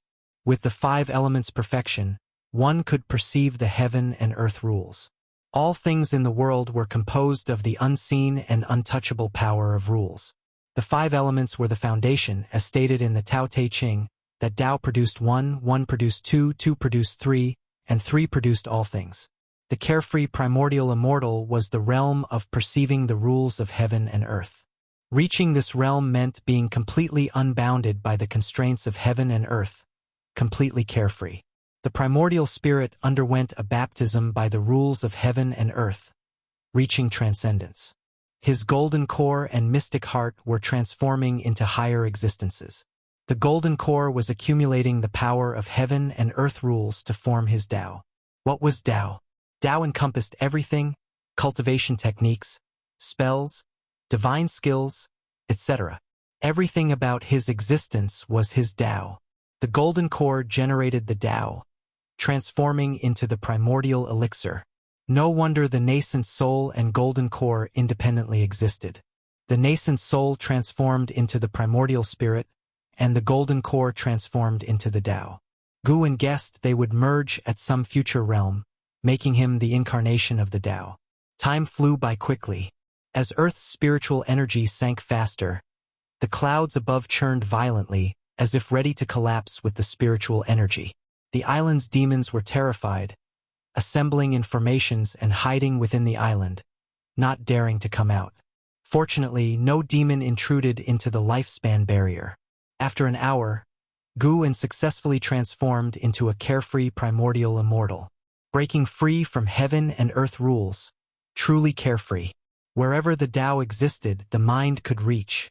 What was the existence of Tao? Places and beings inheriting Guan's Taoist sorcery were where the Tao existed, enabling him to easily escape and control their causes and effects. Guan realized the way of cause and effect was a unique Taoist sorcery. As his realm increased, his mastery over cause and effect grew deeper. The so-called cause and effect were the invisible forces produced by the interaction of all beings. There were cause and effect, and gathering endless cause and effect together was the world. After a major realm breakthrough, Guan's cultivation level began to surge. The primordial elixir had already deduced his Tao, and all the cause and effect related to him would appear in his Tao. He was moving towards the realm of omniscience. First, understand all his cause and effect. At higher realms, who knows if he could comprehend all cause and effect? After 3 hours, night fell, and Guan finally reached the 9th layer of the carefree primordial immortal realm. His divine sense range was expanding continuously, perceiving the lifespan barrier's extraction range of earth spirit energy significantly exceeded his 9th layer heaven and earth flying immortal realm range. Due to this immense scope, no one, not even a demon, could detect the focal point of spiritual energy's descent.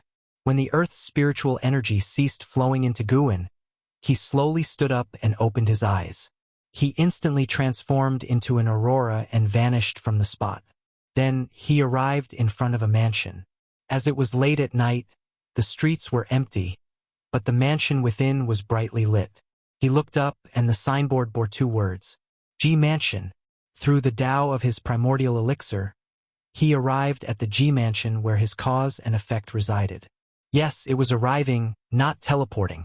Arriving wouldn't produce any signs between the 2 places, breaking free from the rules of heaven and earth, arriving at another place from a higher dimension. He was essentially traveling within his Tao. This feeling was truly marvelous. Guan walked towards the G Mansion, the place of his birth and childhood. Taking a step past the main gate, he walked within the courtyard.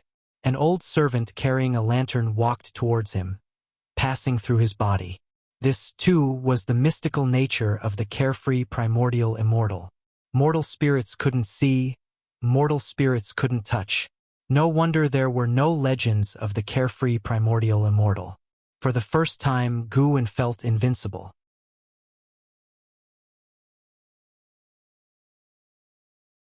Chapter 237. Soul of the G family ancestor. Late at night, the G Mansion was dimly lit. Guan walked leisurely through the corridors, and childhood memories kept surfacing. As the starting point of Guan's life, he had deep feelings for the G Mansion. From childhood to adulthood, he lived quite well in the G Mansion. Apart from the incident when he smashed the flower bed and was nearly punished by having his hand cut off, he had a good life without being bullied by other G family members. Although there were occasional conflicts among the house servants, it never escalated to a point of deadly enmity. Having not returned for 100 years, the G Mansion felt both familiar and unfamiliar to him. What was familiar were the furnishings and environment, which had not changed much. What was unfamiliar were the people. There were many branches of the G family, and the G Mansion he was in was just one among many, with branches spread across 3 generations. Before the demon catastrophe, the G family had hidden in the 7 Stars spirit realm. Only the main family and the high-ranking and talented disciples went into hiding. After the catastrophe, Those who had hidden in the seven-star spirit realm returned to their respective homelands to continue developing the family. Guwen even saw branches of the Ji family on the ocean, though they stayed close to the mainland, not daring to venture far because the demons in the ocean were powerful, and high-level demons could be encountered frequently. The person with the highest cultivation level in this Ji mansion was in the unification realm. Back then, those in the unification realm were beings he had to look up to. Suddenly, Guwen detected a faint soul aura, piquing his interest. He immediately walked toward that direction. Along the way, figures passed by him. He even walked through the courtyard walls as if everything there was illusory to him. Guwen saw a familiar face, the court guardian who almost cut off his hand back then. 100 years had passed. The guardian now had gray hair and looked aged. He no longer appeared fierce but rather kind and gentle. Guwen merely glanced at him, having no thought of seeking revenge. Indeed, it was his fault for smashing the flower bed back then. The guardian was just doing his duty, and now their realms were worlds apart. Why should he hold a grudge? The Ji mansion was large, and Guwen walked leisurely as if on a casual stroll. An hour later, he arrived at the place where the mysterious soul resided, which turned out to be the ancestral hall of the Ji mansion. He passed through the door and saw rows of spirit tablets, all of Ji family's ancestors, and the soul was hidden within the main spirit tablet. Guwen approached the spirit tablet, noting the name on it, Jijan. A soul was hidden deep inside the spirit tablet, an old man, lying on his side, seemingly napping. He was hidden in the power of cause and effect, not in an ordinary exotic space, where beings couldn't detect his presence with divine sense. Jijan turned over as if dreaming, unaware that someone was spying on him. Guwen cast lifespan detection on him, but the data came back as 0, not even displaying his realm. In the unseen, Jijan had countless connections with the entire Ji mansion, threads of cause and effect among them, one involving Ji Xiaoyu. Jijan was an ancestral bloodline of Ji Xiaoyu. Following Ji Xiaoyu's line of cause and effect, Guwen saw a segment that was very blurry even to his eyes. Ji Xiaoyu's cause and effect seemed off, giving Guwen an eerie feeling as if Ji Xiaoyu had suddenly become someone else at a certain stage. Looking closely, the change seemed to occur when Ji Xiaoyu was 10 years old. He did not dwell on it, for he wasn't here to investigate Ji Xiaoyu. Ji Xiaoyu possessed the primordial Taoist talisman, so having special causes and effects was not surprising. Guwen did not stay long and quickly turned away from the ancestral hall. Deep within the spirit tablet, Jijan suddenly turned over and sat up. He scratched his head, muttering, "Strange. Just now I felt a sense of unease. Could it be that the Ji family is facing another calamity? Blame it on that 7-star spirit realm. The current generation truly lacks ambition, always relying on others. I can only watch and hope that she can restore the Ji family to its former glory." Jijan lay down again and continued to sleep. For him, time had no meaning. He was accustomed to indulging in dreams, enjoying the reincarnations he created for himself. At dawn, the sunlight swept from the horizon. Qi Bei stood on the beach, frowning as he gazed into the distance. His face was pale. During the battle in Divine Exotic City, he had been stung by the immortal swallowing scorpion from the 7-star spirit realm, and the scorpion venom had not been fully purged from his body. A figure emerged from the forest behind him. It was Qi Zhouxiao, the genius from the Star Sea congregations. "Master, and how that kid was really outrageous. I passed on my divine skills to him, and he mastered them last night. It's simply unnatural." Qi Zhouxiao cursed as he approached, resentful of Anhao's extraordinary talent. He had indeed been defeated, acknowledging that Anhao's talent and comprehension surpassed his own. Qi Bei did not respond, still staring into the distance. "Master, what are you looking at?" Qi Zhouxiao couldn't help but ask when he saw his master lost in thought.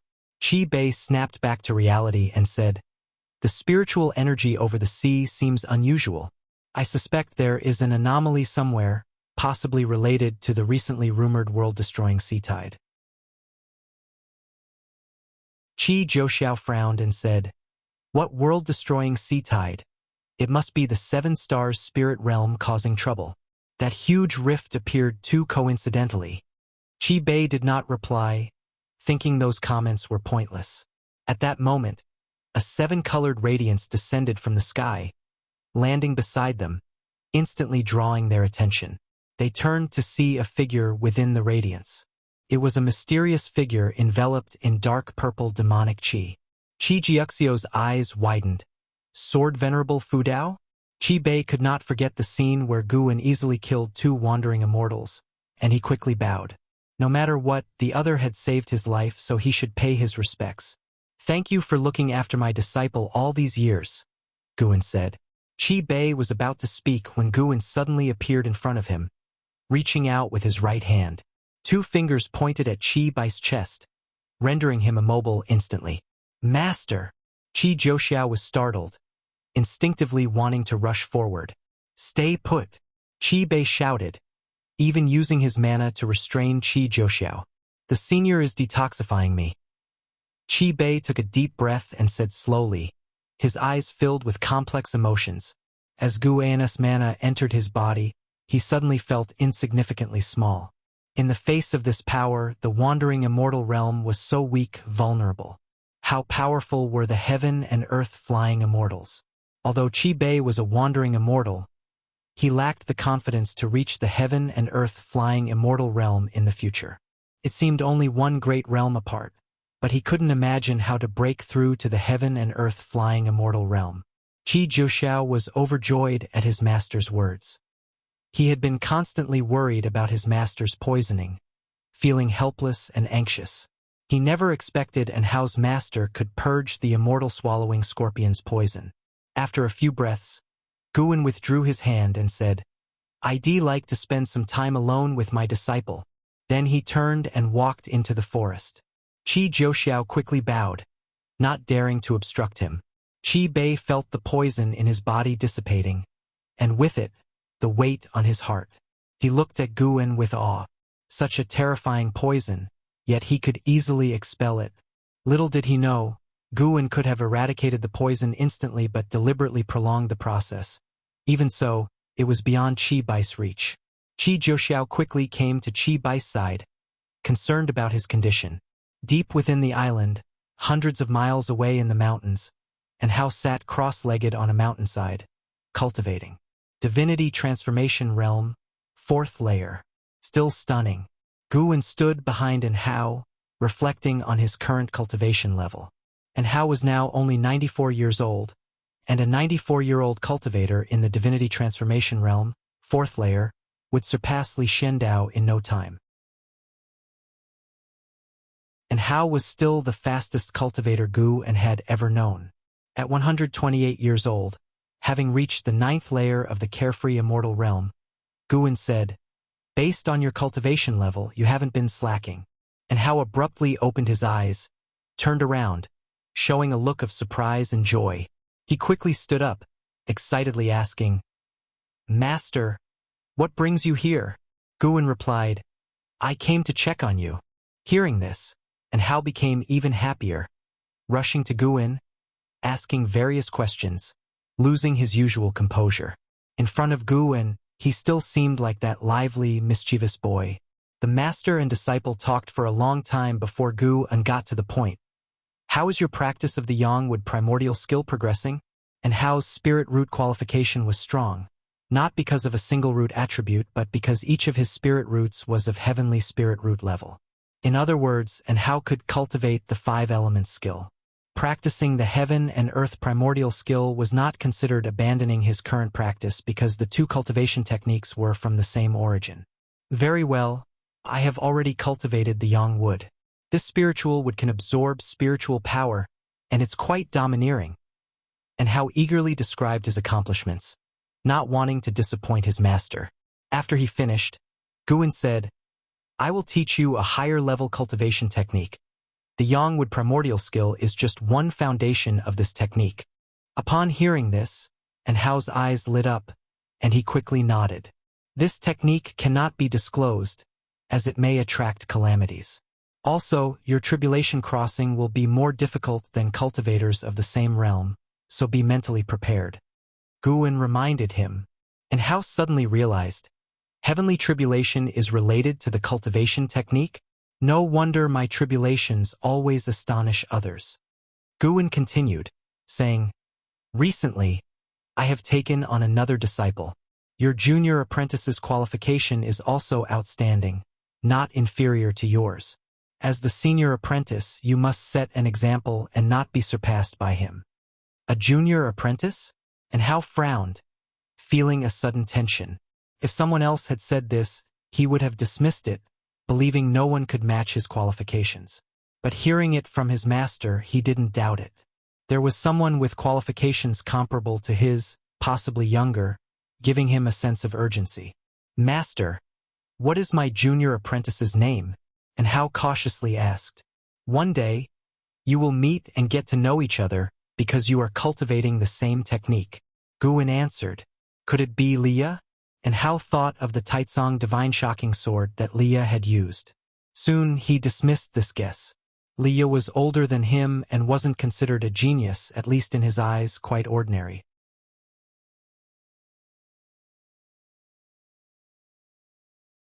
Chapter 238. 7 days in outer heaven. Vast expanse of heaven and earth. After passing down the heaven and earth primordial skill to an Hao, Guwen didn't linger longer and quickly left the island. In the sky, he saw the distant ocean stirring up massive waves, originating from the place of his breakthrough. The spiritual energy he consumed during his breakthrough was enormous, causing the spiritual energy of heaven and earth to sink, inevitably shaking the ocean. Fortunately, that sea region did not have any human-occupied mainland. The demon creatures surviving there all had cultivation levels, so even if the island was flooded, they wouldn't die. Besides, the waves just swept across rather than raising the sea level. Guwen just glanced at it and did not give it much thought, avoiding any burden on himself. He harbored good intentions and avoided harming innocent beings as much as possible. Still, if his cultivation inadvertently affected innocent lives, he couldn't help it, and he would not stop his progress. Upon returning to the Supreme Sect, Guwen first wandered around the Mystic Valley. Lu Jujia and the servant disciples were already accustomed to days without Guwen. Although Guwen often visited the Mystic Valley, everyone knew that his focus was on the inner sect's Medicine Valley, which they understood. Without Guwen, they felt no pressure. Half an hour later, Guwen arrived at the third Medicine Valley. Compared to the Mystic Valley, the third Medicine Valley was much livelier. Guwen stepped down from the transmission array platform, looked around, and saw the past of every servant disciple before his eyes. A mortal spirit's century-long life was just a fleeting moment for him. Guwen looked at an Exian, peering into her past, and sure enough, he saw his own figure. He could see the past of mortal spirits, and so could other carefree primordial immortals. This made him more grateful for his choice. Luckily, he stayed in the Supreme Sect. If he had roamed the world, the increasing causality would have attracted the attention of hidden carefree primordial immortals. If such transcendental beings found his growth speed unreasonable, it would have been troublesome. Guwen walked to the wooden fence in the garden area, looked up, and found his vision far beyond before, feeling more and more that the great heavenly spirit land was vast. The name Great Heaven and Earth was indeed well-deserved. This continent was already vastly broader than Earth in his past life, yet it was like dust in the entire great heaven and earth. As his field of vision expanded, he saw more heaven and earth flying immortals coming and going. He could even see the scenes beyond heaven, a splendid star sea with breathtaking spectacles, with starry lights resembling celestial rivers, filled with countless stars like great waves sifting through sand, and gigantic nebulas like cosmic trees guiding all beings. Guwen's gaze was drawn to the sun illuminating heaven and earth. Outside the great heaven and earth, there were not just one, but 7 enormous suns, orbiting around the great heaven and earth under some mysterious rule, allowing every place within it to maintain a regular pattern of 4 seasons and day-night cycles.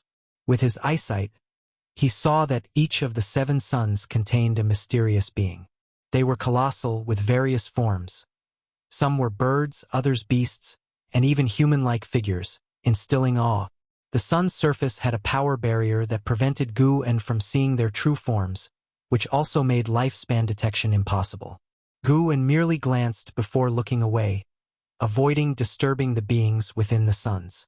Carefree primordial immortals could easily cross the sky to the outer universe, but he didn't want to go for now. Staying at the Supreme Sect was good enough. He had no urgent enemies, so exploring was unnecessary. He could now roam the world freely. With the mystique of a carefree primordial immortal, if he wished, no life below a carefree primordial immortal would see or touch him. Gu-en looked towards the distant heaven and earth, his vision extending rapidly for countless miles. A vast expanse of ocean swept past his eyes. He saw more prosperous continents and scenes of life fighting, including wars, battles between immortal great cultivators, and giant spirit beasts revered as divine beasts roaming the world, with countless mortals kneeling in worship. There were also many places his vision could not penetrate, indicating that they might be home to carefree primordial immortals. Such places were either far from the mortal world or within extremely prosperous human or demon lands. Gu-en even saw a continent full of immortal beings, with the lowest cultivation being the Nirvana realm, which amazed him. Fortunately, that continent was incredibly distant. Even Nirvana realm cultivators would find it difficult to cross because the journey was fraught with dangers. He had just seen a loose immortal swallowed by a mysterious giant sea demon, an event that happened so suddenly. The loose immortal was just passing by at an immense speed beyond mortal sight, yet was still devoured, perishing instantly. Gu-en felt as if he was exploring. This kind of peering brought him novelty. The whole world seemed to reveal its true face before him, making him unable to stop.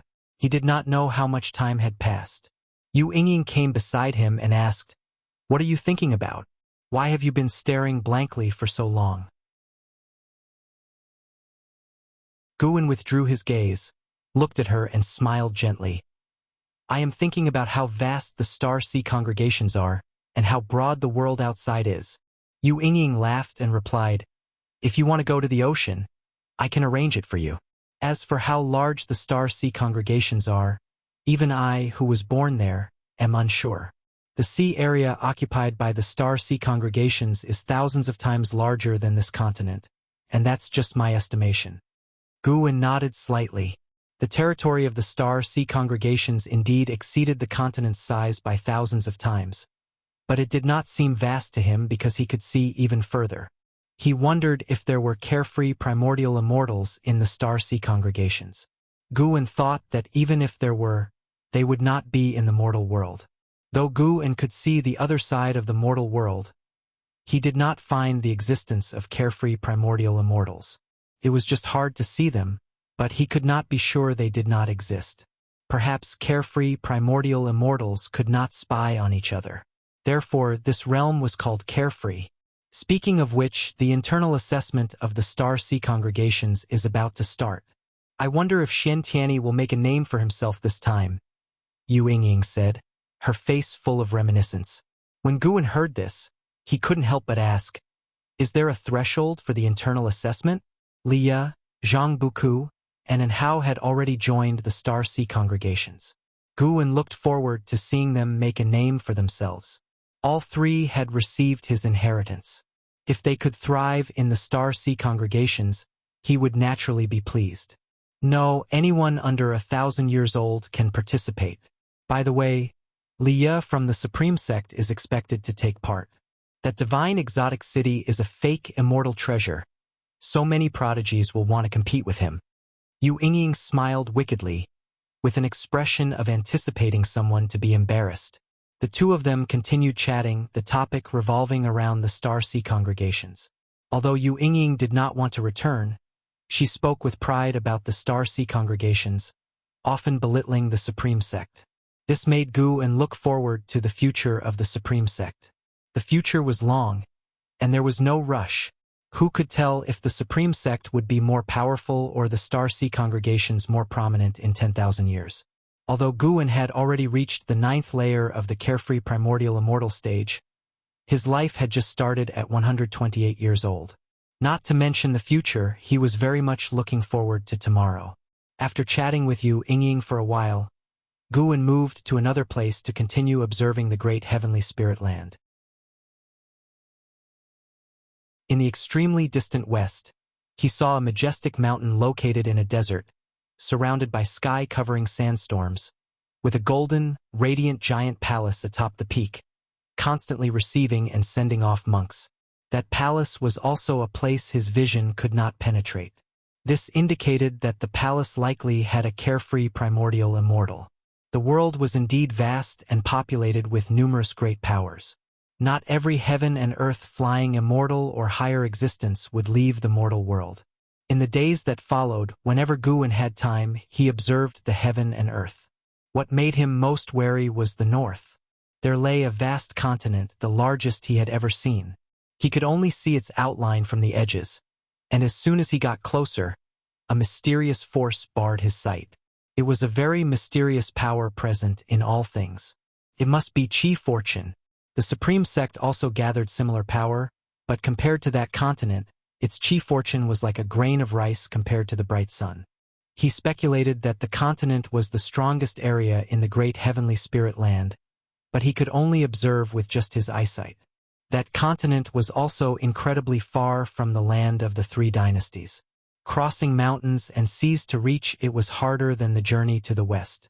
Spring of the first year of being a carefree primordial immortal passed.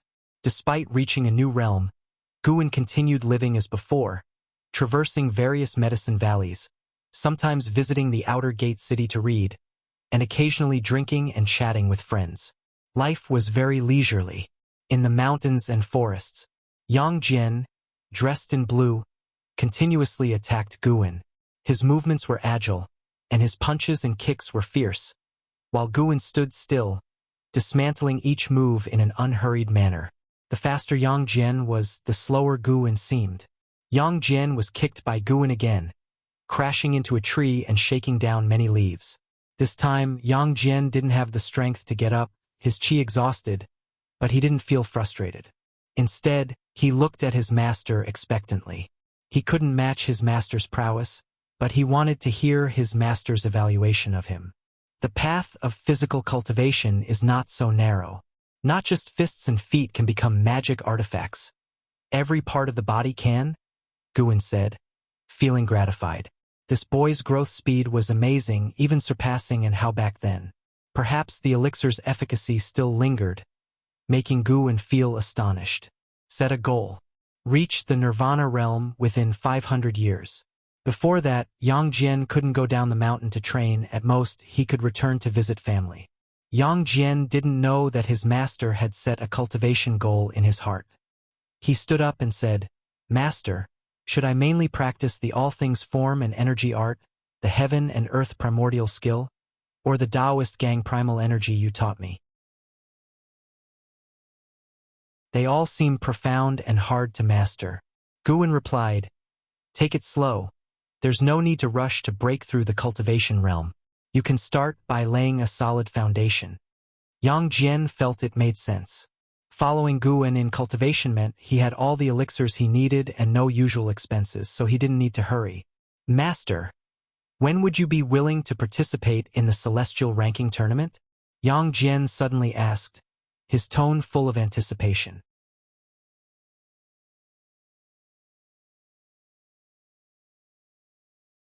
Chapter 239. This time, I win.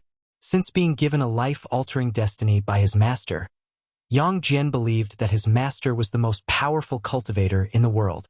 No one, be it the sword Venerable Fudao, Taoist Lord, or the super-powerful forces like the Seven Stars Spirit Realm and Star Sea congregations, could match his master.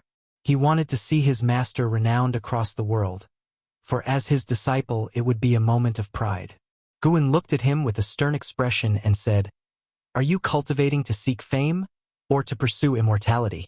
If it is fame you seek, then go to the mundane world, where you can become an ultimate martial expert."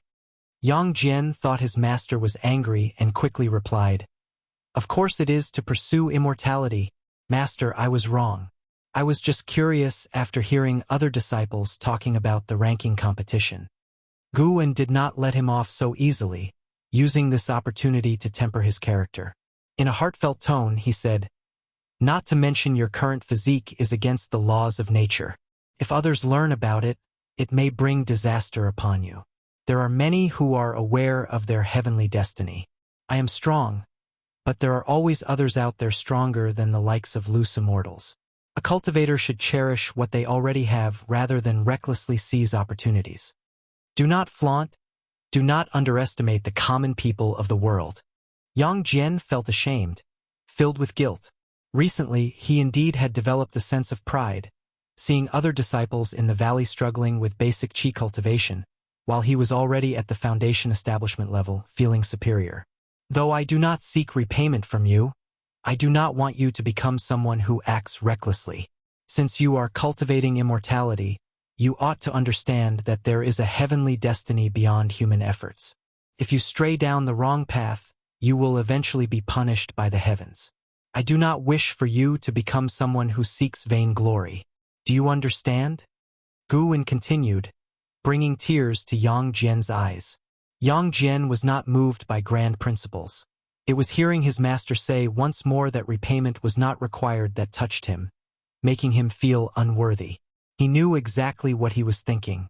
Even though he was reborn anew, his heart still harbored selfish desires and a darker side, making him feel ashamed of himself.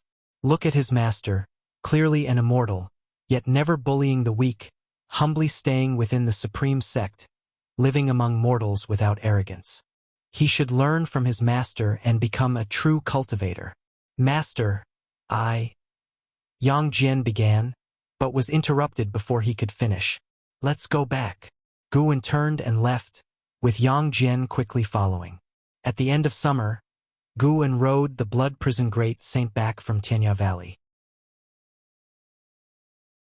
Along the way, the blood prison Great Saint kept cursing 3 monkey demons and even begged Gu Wen to release some of his cultivation, at least to the core formation realm. No rush, it's good for tempering your character. You are too impetuous, your words can hurt. Without proper tempering, you will bring calamity upon yourself sooner or later, Gu Wen said nonchalantly, holding a peculiar book in his hand that Luo Hun had obtained from Li Xiandao. According to Luo Hun, this book was comparable to the Green Hero Travelogue.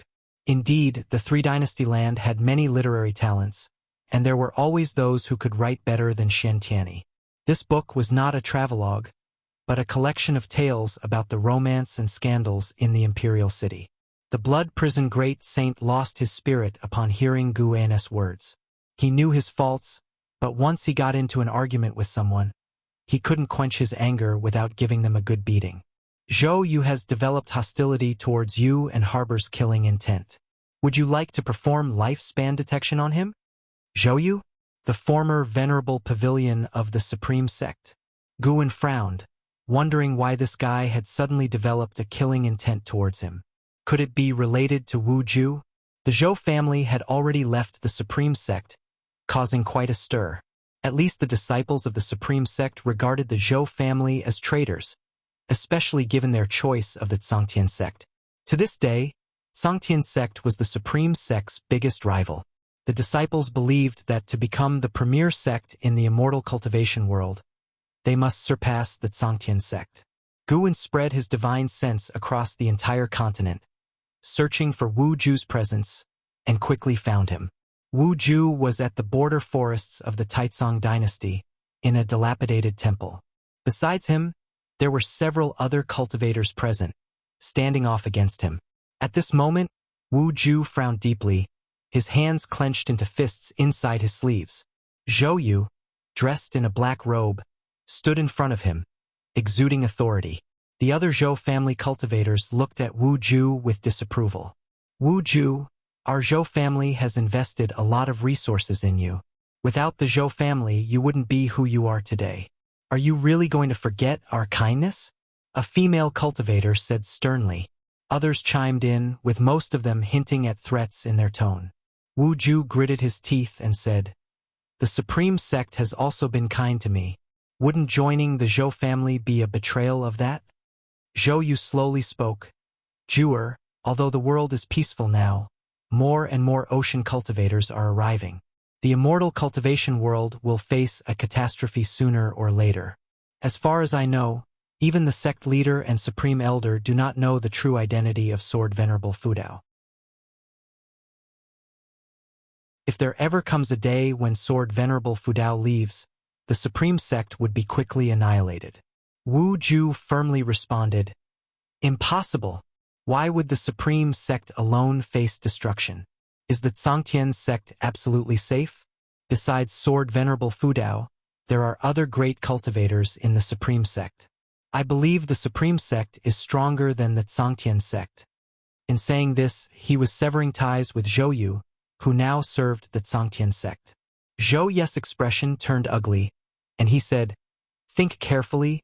Betrayal of the Zhou family will make you our enemy.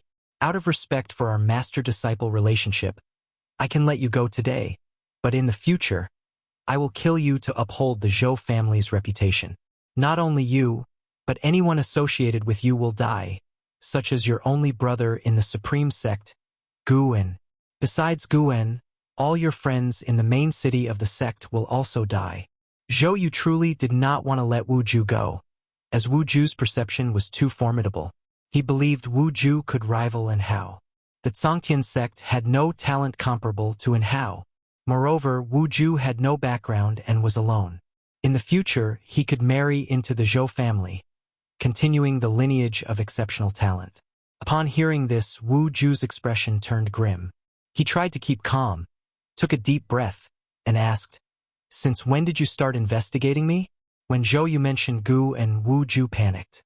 So, the Zhou family still had spies within the supreme sect.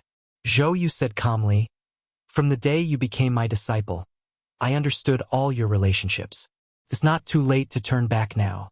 You can even bring those you care about into the Zhangtian sect in the future." This time, he didn't mention Guwen, because he couldn't draw in Guwen, knowing Guwen was actually Pan-En and close to LV Badian.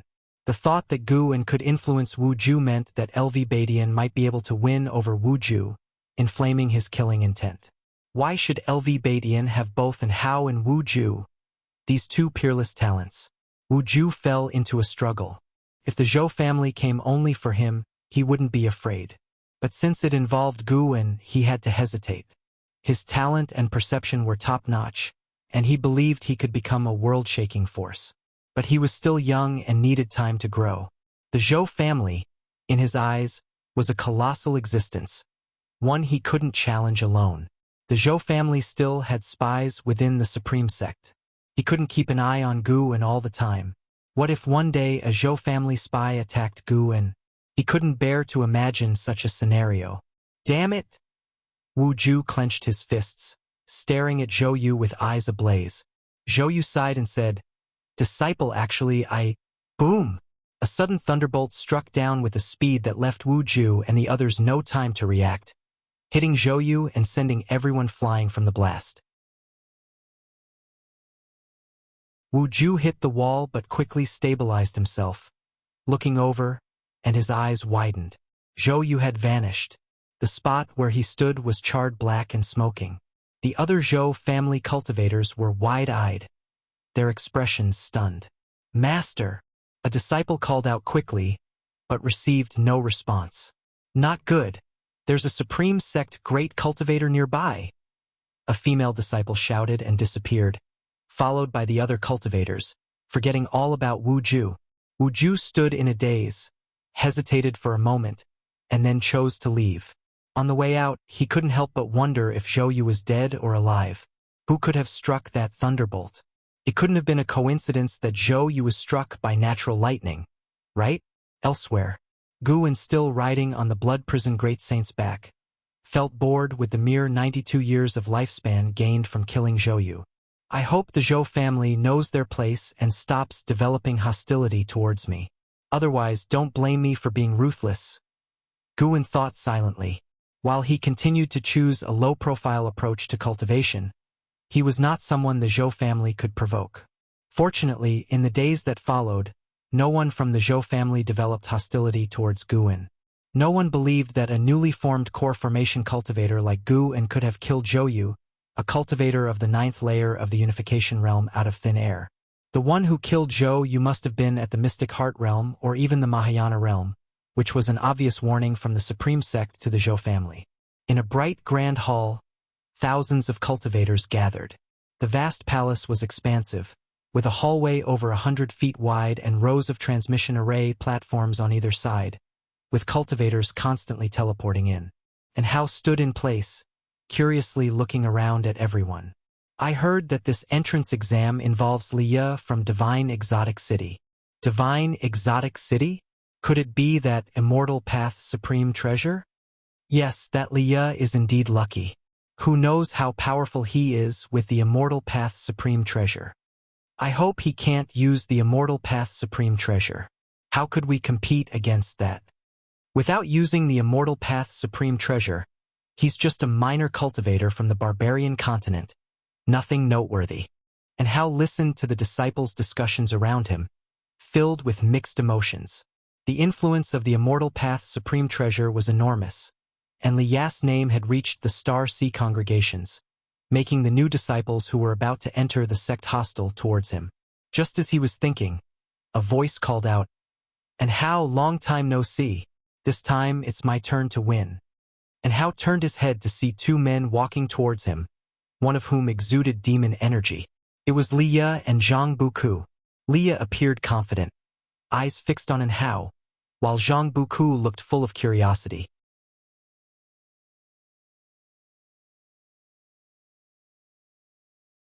Chapter 240. Sworn to protect. Looking at Liya, who was full of fighting spirit, and Hao remained unmoved.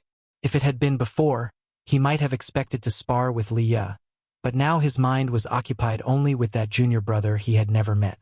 Liya possessed the Immortal Path Supreme Treasure and was no longer the same as before, and Hao naturally did not consider himself a match for Liya.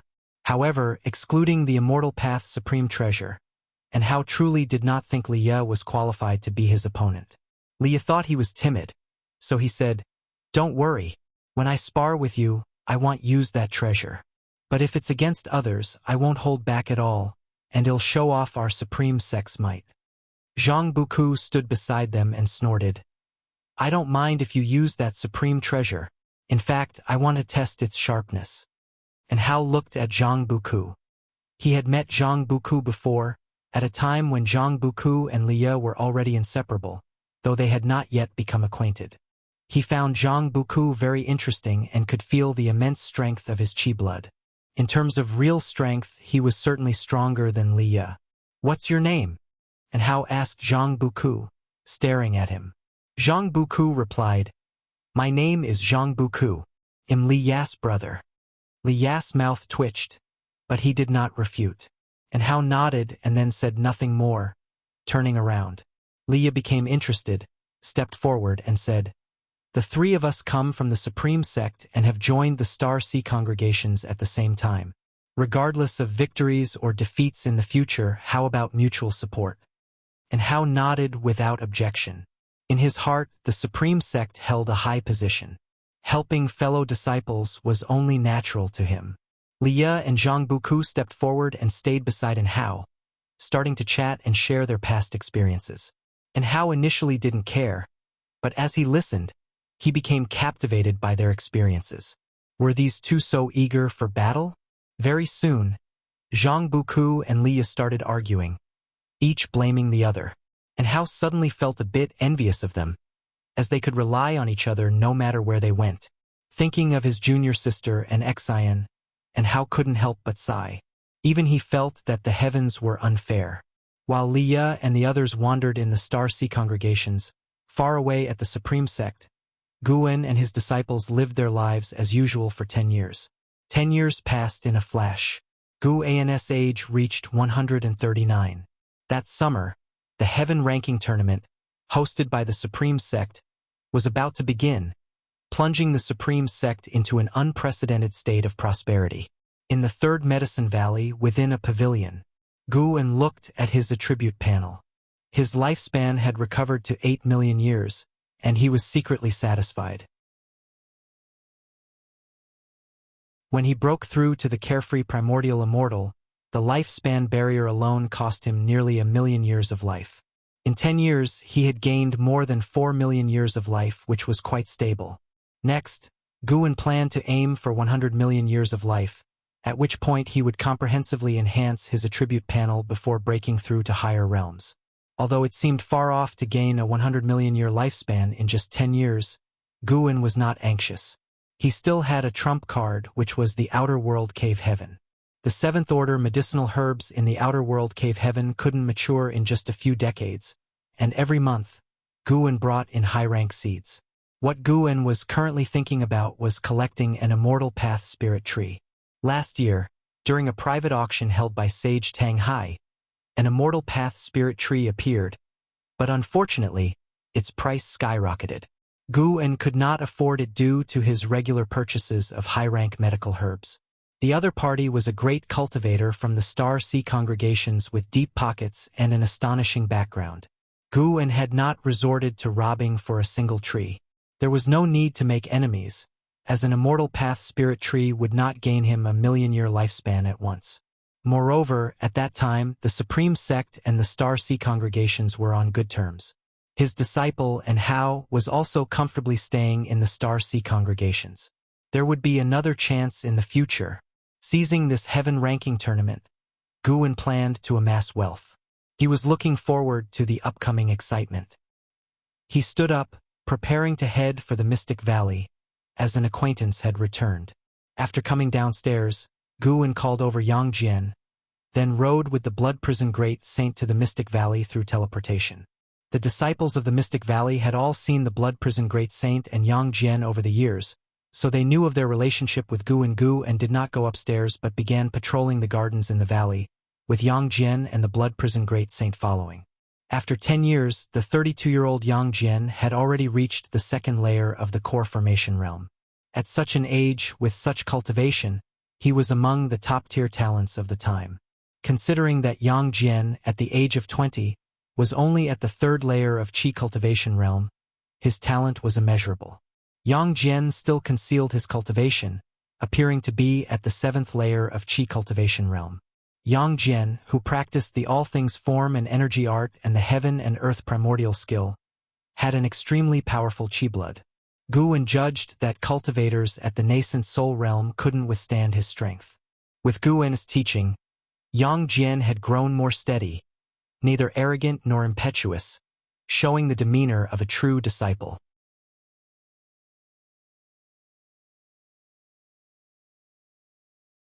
He suddenly suspected that Li Ye had obtained the divine exotic city with help from his master. By the way, I heard there was an internal assessment in the Star Sea congregations. Did you participate? Guwen suddenly asked. Li Ye's expression instantly became unnatural. I did, and I got quite a good ranking, entering the top 100. I became a true disciple based on my own strength. Guwen didn't believe it. Over the years, Li Ye had used the power of the divine exotic city quite often. I heard and Hao also participated. What was his ranking? Guwen continued to ask. Li Ye's expression became even more awkward. Yang Jian's eyes lit up, and he asked, Master, are you talking about the number 1 genius of the Supreme Sect? And how? That's right, it's him. Yang Jian fell into contemplation. Li Ye ambiguously said, his ranking was also good. Without using the divine exotic city, I indeed couldn't match him. Guwen curiously asked, what do you mean? Did you two meet again? Li Ye felt aggrieved. Was junior brother Gu doing this on purpose? Trying to embarrass me in front of a junior? He did indeed run into an Hao. He had subdued many great cultivators with the divine exotic city. But when facing an Hao, for the sake of fairness, he didn't use the divine exotic city and ended up disastrously defeated. This incident became widely known inside the Star Sea congregations, and Hao made a name for himself by stepping on him, leaving him very frustrated. Although frustrated, he did not regret it. And Hao had always been his goal to chase. He wanted to know how far apart their real strengths were. Guwen chuckled. Knowing his disciple had defeated Li Ye, he felt a sense of satisfaction. This kind of attitude was not good. Guwen changed the topic, talking about the heaven ranking tournament. Li Ye said the reason he came back was that the Supreme Sect had sent a message, asking him to return. The Supreme Sect needed the power of the divine exotic city to deal with great cultivators from overseas. After all, this was the first heaven ranking tournament hosted by the Supreme Sect. Vagabond hoped to maintain the title of number 1 in the world, even if the opponents were cultivators from Holy Lands or great cultivators from overseas. Guwen felt Vagabond was not being fair, but he couldn't criticize. Dharma treasures were part of a cultivator's strength. Besides him, who on the immortal path didn't rely on Dharma treasures in combat? Senior brother Li, what do you think of my disciple? 500 years from now, I'll have him participate in the heaven ranking tournament. Maybe he will even encounter you then, Guwen said with a smile. Li glanced at Yang Jian and said, his cultivation is a bit low. To compete for the number 1 position in the world, he still needs a big opportunity.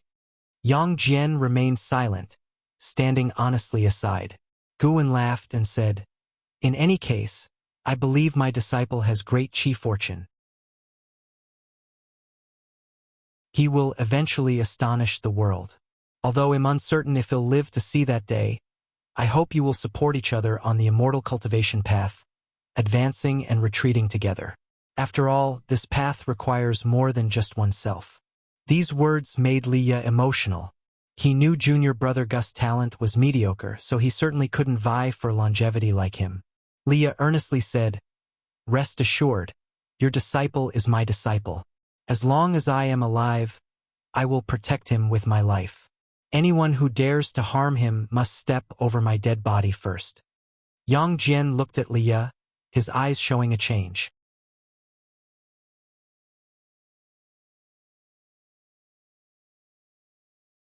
Chapter 241. Sword Venerable Fu Dao, will you battle me? Liya returned this time and brought many gifts for Guwen, including immortal cultivation medicinal herbs and overseas magic artifacts. When Guwen tried to make some polite conversation, Liya didn't bother with the pleasantries and left directly through the window, leaving Guwen in silence. Yang Jian also marveled at what a peculiar person this Uncle Master was.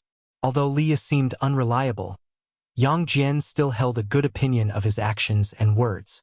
Just based on Liya's previous declaration that he would protect him to the death, Yang Jian acknowledged him as his Uncle Master. After staying in Mystic Valley for a while, Guwen took Yang Jian and Blood Prison Great Saint to the Outer Gate City.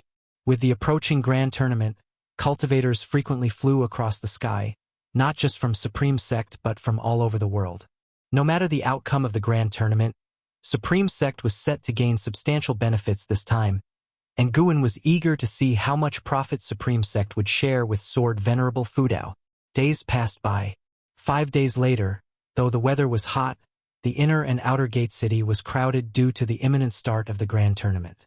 In front of the South City Gate, countless cultivators gathered, forming a vast sea of humans, their heads bobbing, creating a spectacular scene. Following their gaze, in the sky stood an array platform surrounded by 72 large flags, with a diameter over 100 miles, its base emitting a faint golden light forming a golden platform that blotted out the sky when looked at from below. This array, known as the Luotian Floating City Battle Array, was purchased by Supreme Sect from Star Sea congregations, specifically for great cultivators to compete in combat at a huge cost. Maintaining this array required massive amounts of spiritual energy. It was said that Supreme Sect had already channeled the spiritual energies from their underground spirit lineages into the array. Every city and Medicine Valley within Supreme Sect had formations projecting the scene of the Luotian Floating City Battle Array. These transmission formations were not very expensive, so even Mystic Valley had an array set up by Supreme Sect, allowing all disciples in the valley to watch the match. In the third Medicine Valley, over 900 disciples gathered in the pavilion area, some meditating on the ground, some sitting on benches, looking up at the light screen in the sky, waiting for the Grand Tournament to begin. Before the combat even started, the disciples were already excitedly discussing. Guwen sat by a stone table savoring pastries. Yang Jian, and Xian, Xiaochuan, and Yu Yingying sat at the same table, also discussing the Grand Tournament. The names of each great cultivator were mentioned from their mouths. Over the past decade, many oceanic great cultivators had established their fame in the 3 dynasties, making it uncertain who would claim the title of the world's #1. These ocean cultivators temporarily stayed in the Three Dynasties region, leaving many opportunities behind, promoting the development of the immortal cultivation world and establishing a reputation for virtue and greatness. Yu Yingying mentioned an ocean great cultivator named Yellow-Robed Immortal Lord. Yellow-Robed Immortal Lord claimed to be the reincarnation of an immortal, possessing vast divine skills. The Star Sea congregations tried to recruit him but were refused. His whereabouts were mysterious, like a dragon glimpsed but never seen fully. He liked to teach beings with mediocre talents, earning admiration. She believed Yellow-Robed Immortal Lord could claim the first position in the grand tournament. Xiaochuan couldn't help but say, "Why are these ocean great cultivators meddling in the grand tournament? Isn't this bullying?" Yu Yingying replied, "Although the Three Dynasties region is weak, the Seven Stars Spirit Realm in the mainland is not. As long as cultivators from the Seven Stars Spirit Realm participate, other great cultivators will be drawn in, all wanting to establish their fame by stepping over the Seven Stars Spirit Realm. Of course, there might be undercurrents I'm unaware of. This grand tournament is indeed unusual with so many great cultivators joining." An Xian nodded, saying, "It said there are 500 participants, with half coming from overseas. The Three Dynasties cultivators only make up a third. Besides Liya, the weakest among them is in the Mystic Heart realm. Many withdrew after seeing the participant list, leading to the current situation." Yang Jian remained silent, gazing at the illusion in the sky with yearning in his eyes. The title of the world's #1 was certainly mesmerizing. Guwen didn't join their discussion. He knew the level of participants in the grand tournament better than anyone. Currently, 5 loose immortals had gathered within Supreme Sect. The number of Nirvana realm cultivators reached 17, and there were over 100 Mahayana realm cultivators. If nothing unexpected happened, sects within the Three Dynasties couldn't hope to claim the first position in the grand tournament, or even make it into the top 20. The only hope lay with the supernatural cities Liya.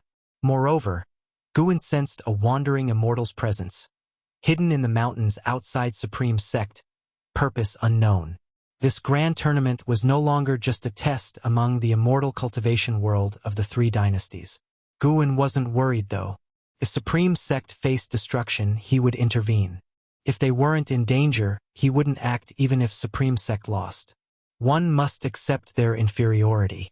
Until noon, the Luotian floating city battle array finally changed.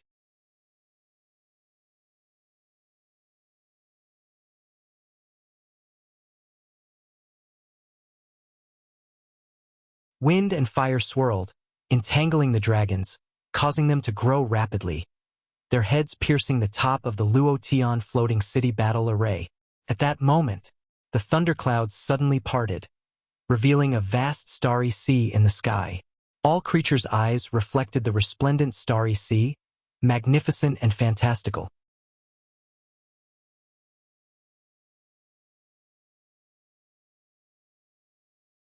Chapter 242. The Sword Intent That Silences Heaven and Earth. The moment the vast star-suppressing heaven-boundless sword was unleashed, a majestic panorama of the starry sea unfolded above the sky, occupying the vision of all cultivators within the Supreme Sect.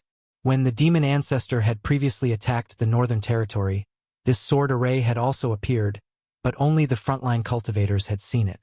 Now, 90% of the cultivators within the Supreme Sect were seeing this sword array for the first time, and they were all astounded. Especially the disciples who had joined the Supreme Sect in the past few decades. They were utterly stupefied. A sword array capable of changing the heavens.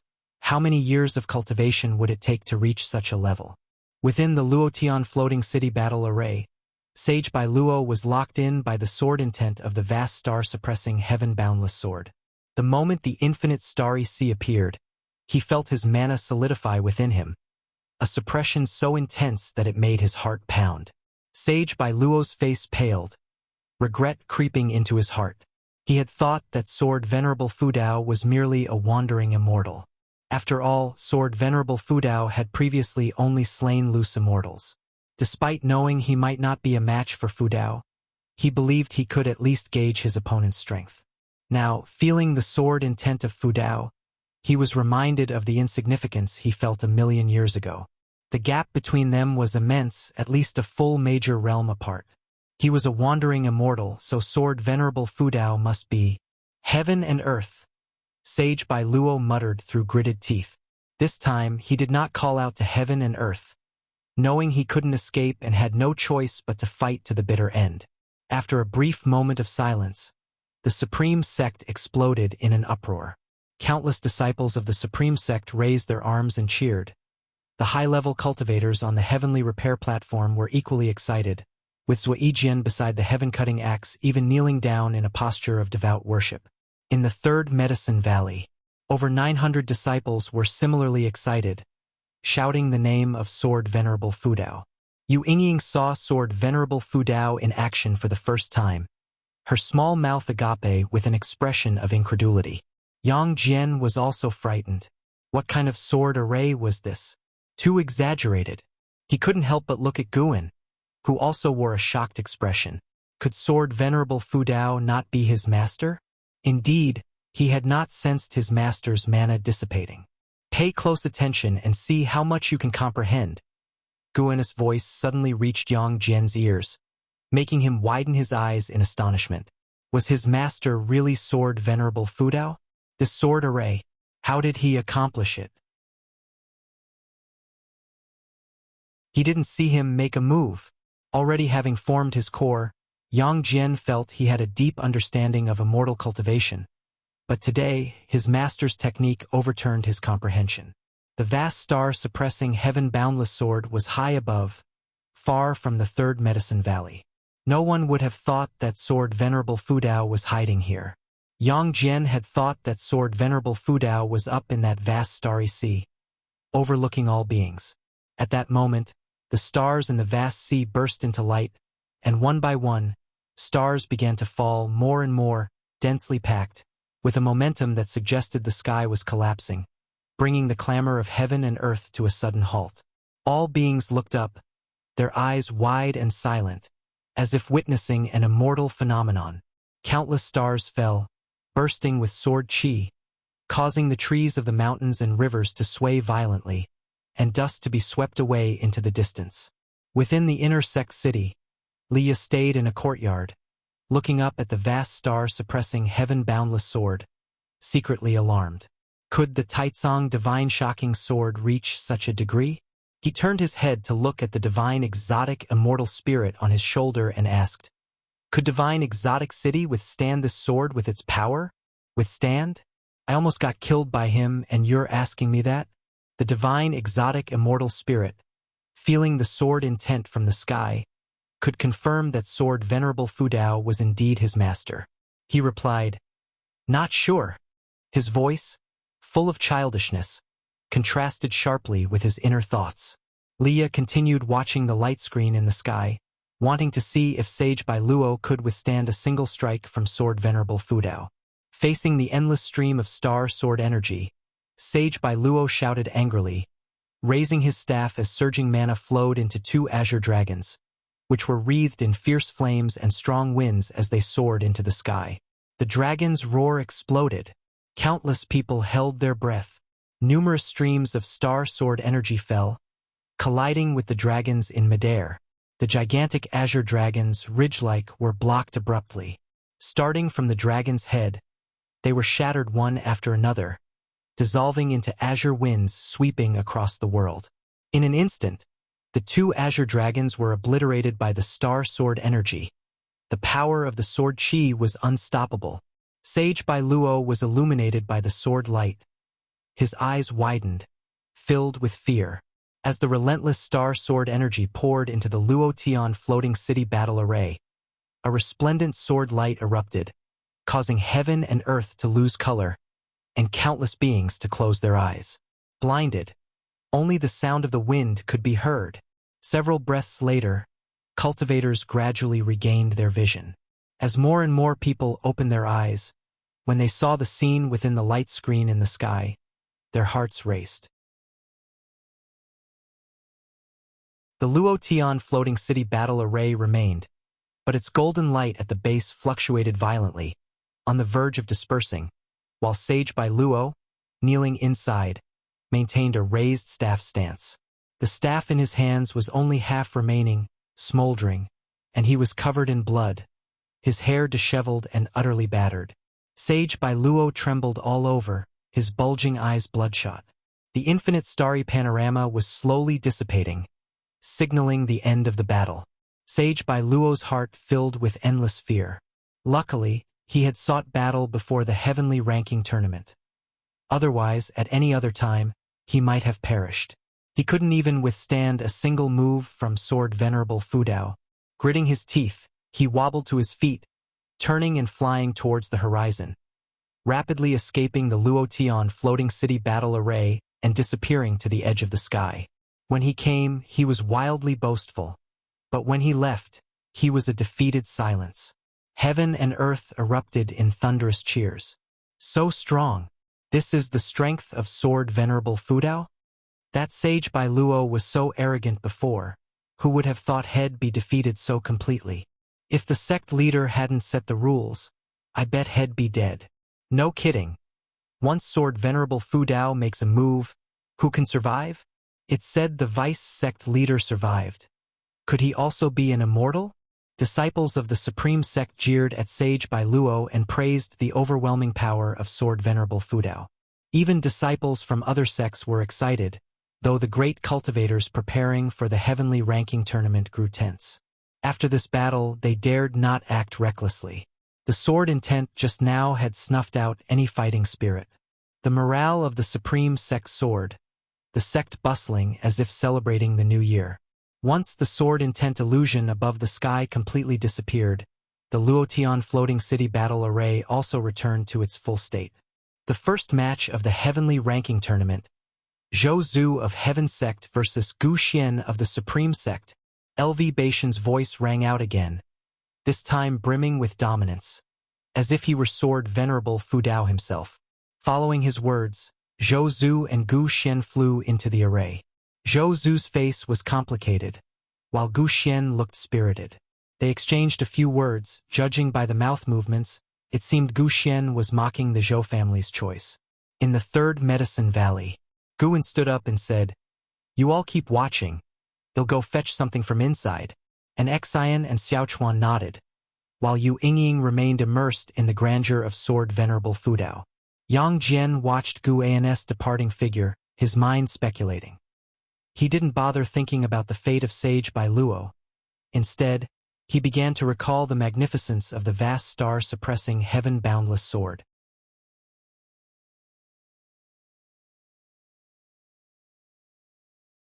Could there be a carefree primordial immortal in the Seven Stars spirit realm? Guan fell into contemplation. Regardless, after today, the Seven Star spirit realm would be fully targeting Sword Venerable Fudao. It was necessary to probe the depths of the Seven Stars spirit realm. If there was no carefree primordial immortal, it must be eradicated. Guan's heart harbored killing intent. Without exterminating the Seven Stars spirit realm, he wouldn't feel at peace.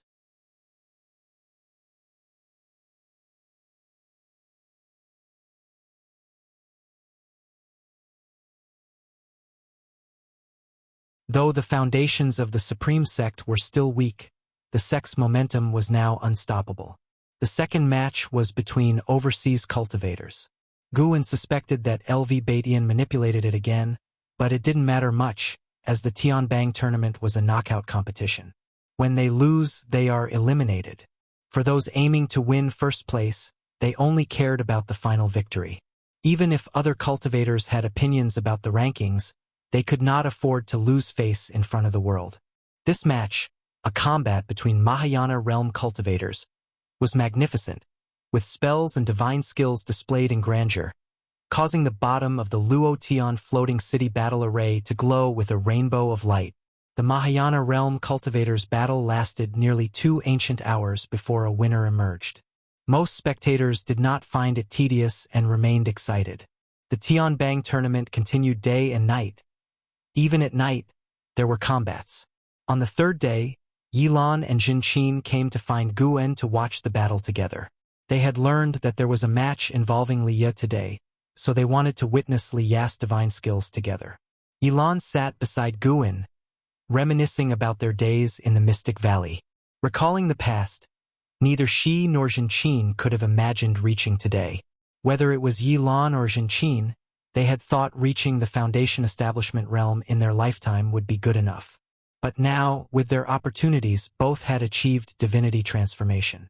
Considering only their age, they were undoubtedly rare geniuses, but they knew they were not true geniuses, so they remained humble and filled with reverence for immortal cultivation.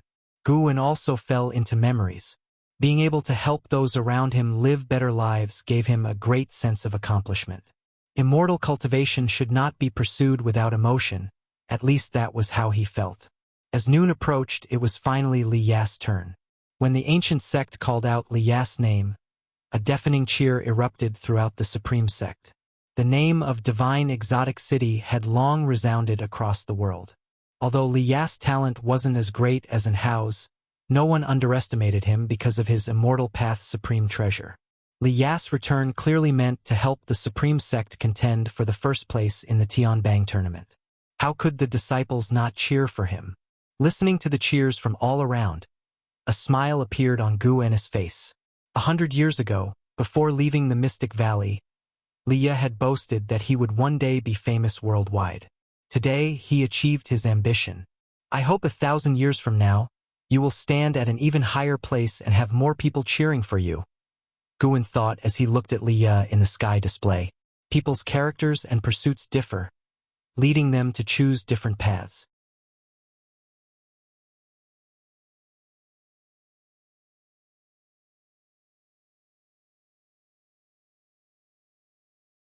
Guan said, after the Tianbang tournament ends, return to the Star Sea congregations and collect all information on the 7-star spirit realm for me, especially regarding the cultivation realms of their cultivators.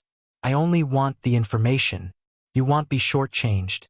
This is a personal deal between you and me, without involving the Star Sea congregations. You must not mention this to anyone. Hearing this, Yan Qitian was delighted. Was Sword Venerable Fudao going to deal with the 7-star spirit realm?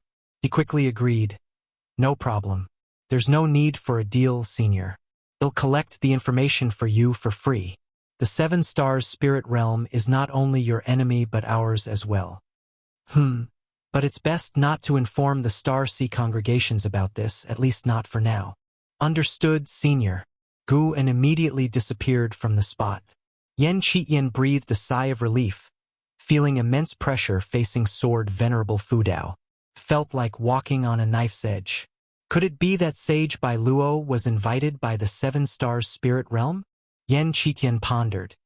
He had heard of Sage Bai Luo's deeds. This person rarely provoked others.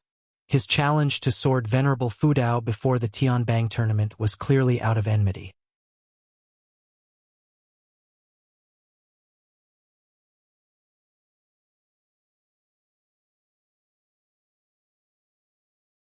As Guan had speculated, the final contenders for the top spot in the heavenly list were the yellow-robed Immortal Lord and Yan Qitian.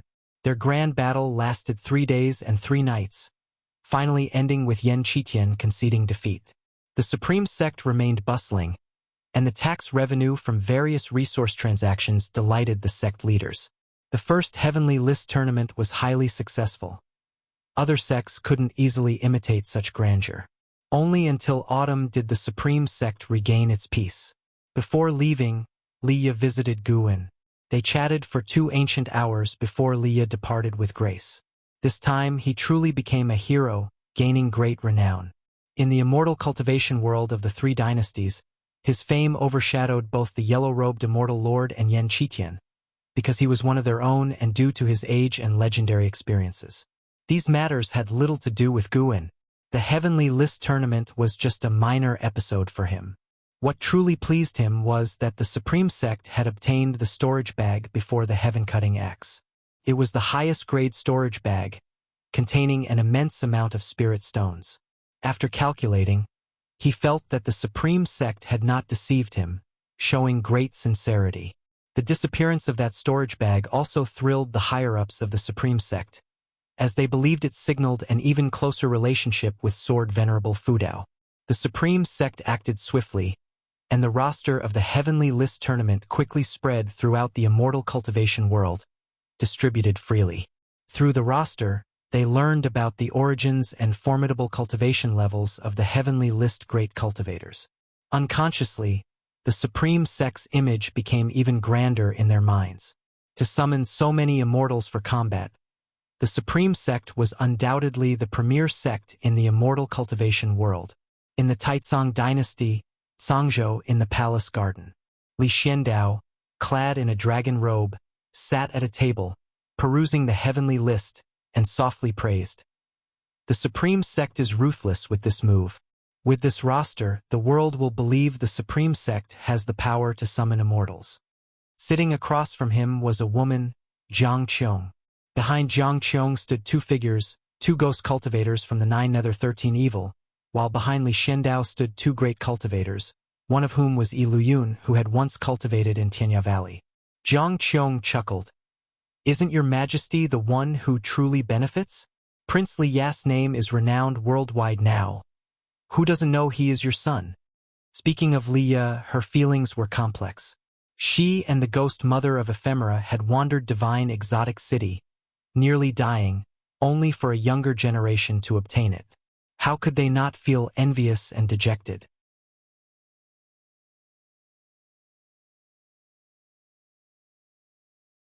Soon, Guan reached Zhou Tongyu, smiled and said, "Taoist friend Zhou, long time no see." Zhou Tongyu turned to look at him, smiling. As arrogant as ever, Zhou Tongji's unparalleled pride couldn't be hidden. "Coming to the supreme sect, how could I not visit you? Your Medicine Valley scale truly impresses me." "Remarkable." Zhou Tongyu laughed. The two began exchanging pleasantries. Zhou Tongyu came as a representative of the Juishan sect for an exchange. He wasn't alone. A group of talented disciples accompanied him, though he acted independently. The reason he thought of Gu En was due to an encounter with Gu An's disciple Yi Yen years ago. Your disciple's cultivation level may not be high, but his comprehension of spear techniques is remarkable. He has already grasped spear intent. Zhou Tongyu praised Yi Yen. Yang Jian was curious. Was Yi Yen his senior brother? As he listened, he realized Yi Yen was merely a servant disciple from the valley and had not received genuine guidance from his master. He was a senior brother in name but not the one his master always mentioned. The master was truly impressive, nurturing a genius with just a few tips. In the end, Zhou Tongji's gaze fixed on Gu En, eyes burning. "It's been years. Shall we spar again? I will still suppress my cultivation to match yours. How about it?" Among his peers, Zhou Tongyu had only lost to two people, Xian and Gu En, the latter due to suppressed cultivation. Gu En feigned hesitation. "Suppressed cultivation? Then why not let me fight on behalf of my master?" Yang Jian suddenly spoke up. Zhou Tongyu frowned, looking at Yang Jian. Just as he was about to refuse, his heart inexplicably trembled meeting Yang Jian's gaze. For some reason, he thought of Xian, that peerless genius of the past. "Well, let's see your power then, and whether you can match your master." Zhou Tongyu laughed, his eyes turning aggressive. The two disciples playing Go looked up in anticipation. Guan said, "Let's find an empty place." He patted the heads of the two disciples, refocusing their attention on the game. Zhou Tongyu and Yang Jian followed Gu En walking along. Zhou Tongyu inquired about Yang Jian like an elder. Knowing Yang Jian was selected as a servant disciple, he felt relieved. He truly feared this one was a genius Gu and recruited from a noble family. Ordinary servant disciples couldn't be geniuses, as the spirit root testing in great sects was reliable. 30 minutes later, outside Medicine Valley in a forest, Zhou Tongyu clutched his chest, his face full of shock, staring at Yang Jian, who remained in a kicking stance as if looking at a monster.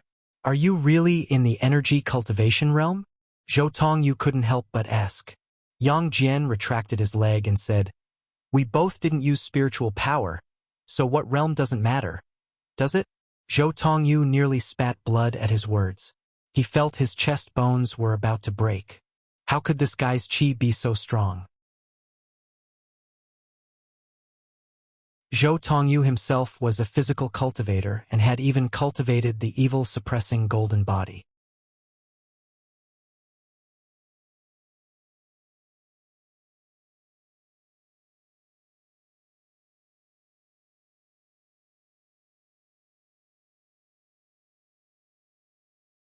Gu An's genuine nature allowed him to form such good connections. Because of this, he admired Gu An, as it wasn't easy to treat everyone genuinely. People tend to favor the promising. As for him, even if he often reminded himself to treat all disciples equally, he wouldn't give a second glance to an average disciple passing by. Gu An laughed and said, "Heaven has been kind to me. I honestly don't want to be the sect leader. Nowadays, the supreme sect is full of geniuses. Do we still lack a leader? No matter how many geniuses, we can't choose recklessly. The sect leader must command respect. Can my current cultivation level command respect? Before I die, I'll transfer my cultivation to you. Then you'll directly achieve the mystic heart realm. By the time you're dying, I'll have reincarnated 10 times already. Oh? So you are retreating to advance, wanting me to transfer my cultivation to you sooner?" The two began to banter, and Gu An wasn't interested in his cultivation. "Would I, a carefree primordial immortal, need your unification realm cultivation level?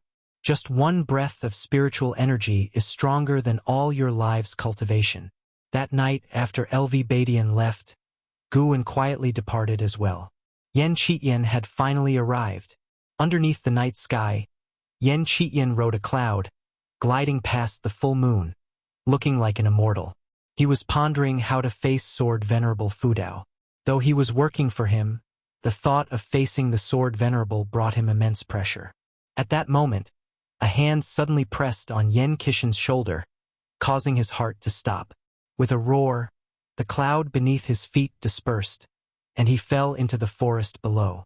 When his feet touched the ground, his heart was in his throat. His mana was surprisingly restrained, leaving him unable to move. What terrifying suppression! For the first time, he felt such pressure, and fear began to grow in his heart. Fortunately, the hand on his shoulder released him, and he quickly turned to see Sword Venerable Fudao, immediately bowing in respect. "Senior, wasn't that a bit too?" Yan Qitian couldn't help but say, trying to calm himself.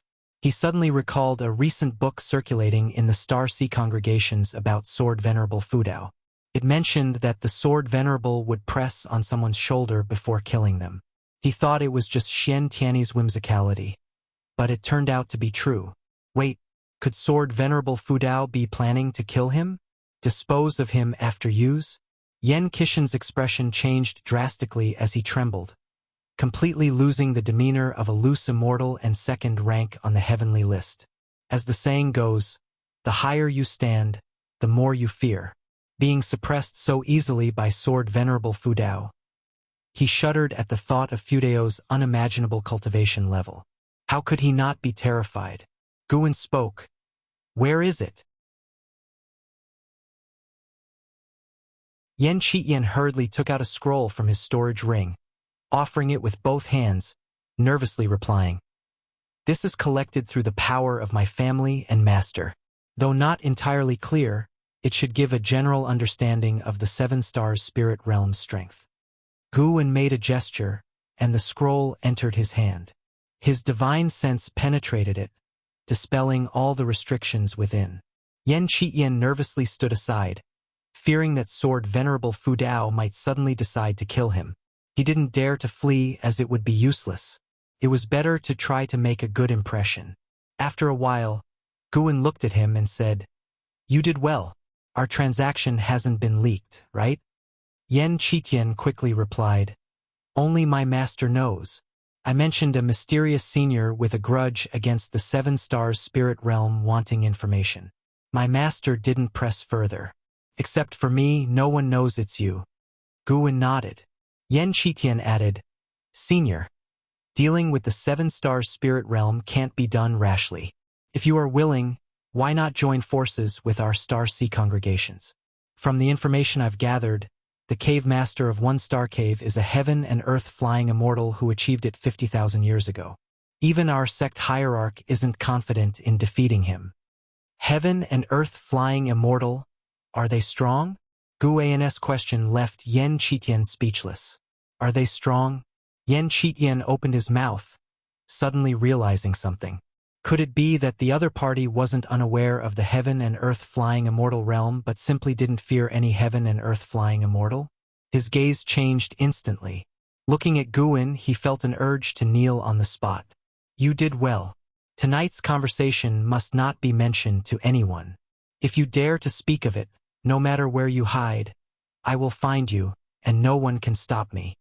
Guan suddenly spoke, scaring Yan Qitian, who immediately bent over and promised.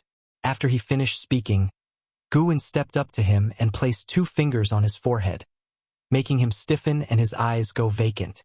Under the moonlit night, in a courtyard, Ji Xiaoyu was meditating in a pavilion, continuously casting spells, and cultivating some sort of cultivation technique. A figure walked in from the yard, a middle-aged man in a large robe with a stern countenance. He stopped before the pavilion, gazing at Ji Xiaoyu and sighing, Xiaoyu, have you still not made up your mind? Ji Xiaoyu did not respond. The primordial Taoist talisman truly is extraordinary, but our Ji family can't protect it.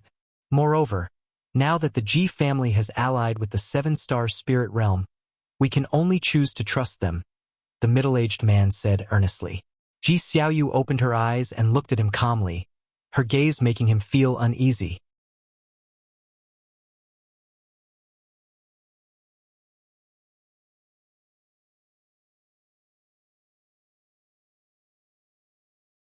Watching his back, Ji Xiaoyu did not get angry. Instead, a look of disdain appeared on her face. Dawn. Yan Qitian opened his eyes and found himself still in the woods. The figure of Sword Venerable Fudao was nowhere to be seen.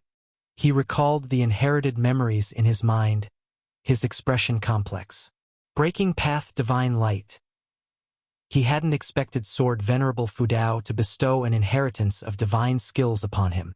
Although he had previously stated he needed no reward, for Sword Venerable Fudao to do this demonstrated a conduct that he greatly respected. At the same time, he understood that if he publicized this matter, Sword Venerable Fudao would not let him off lightly.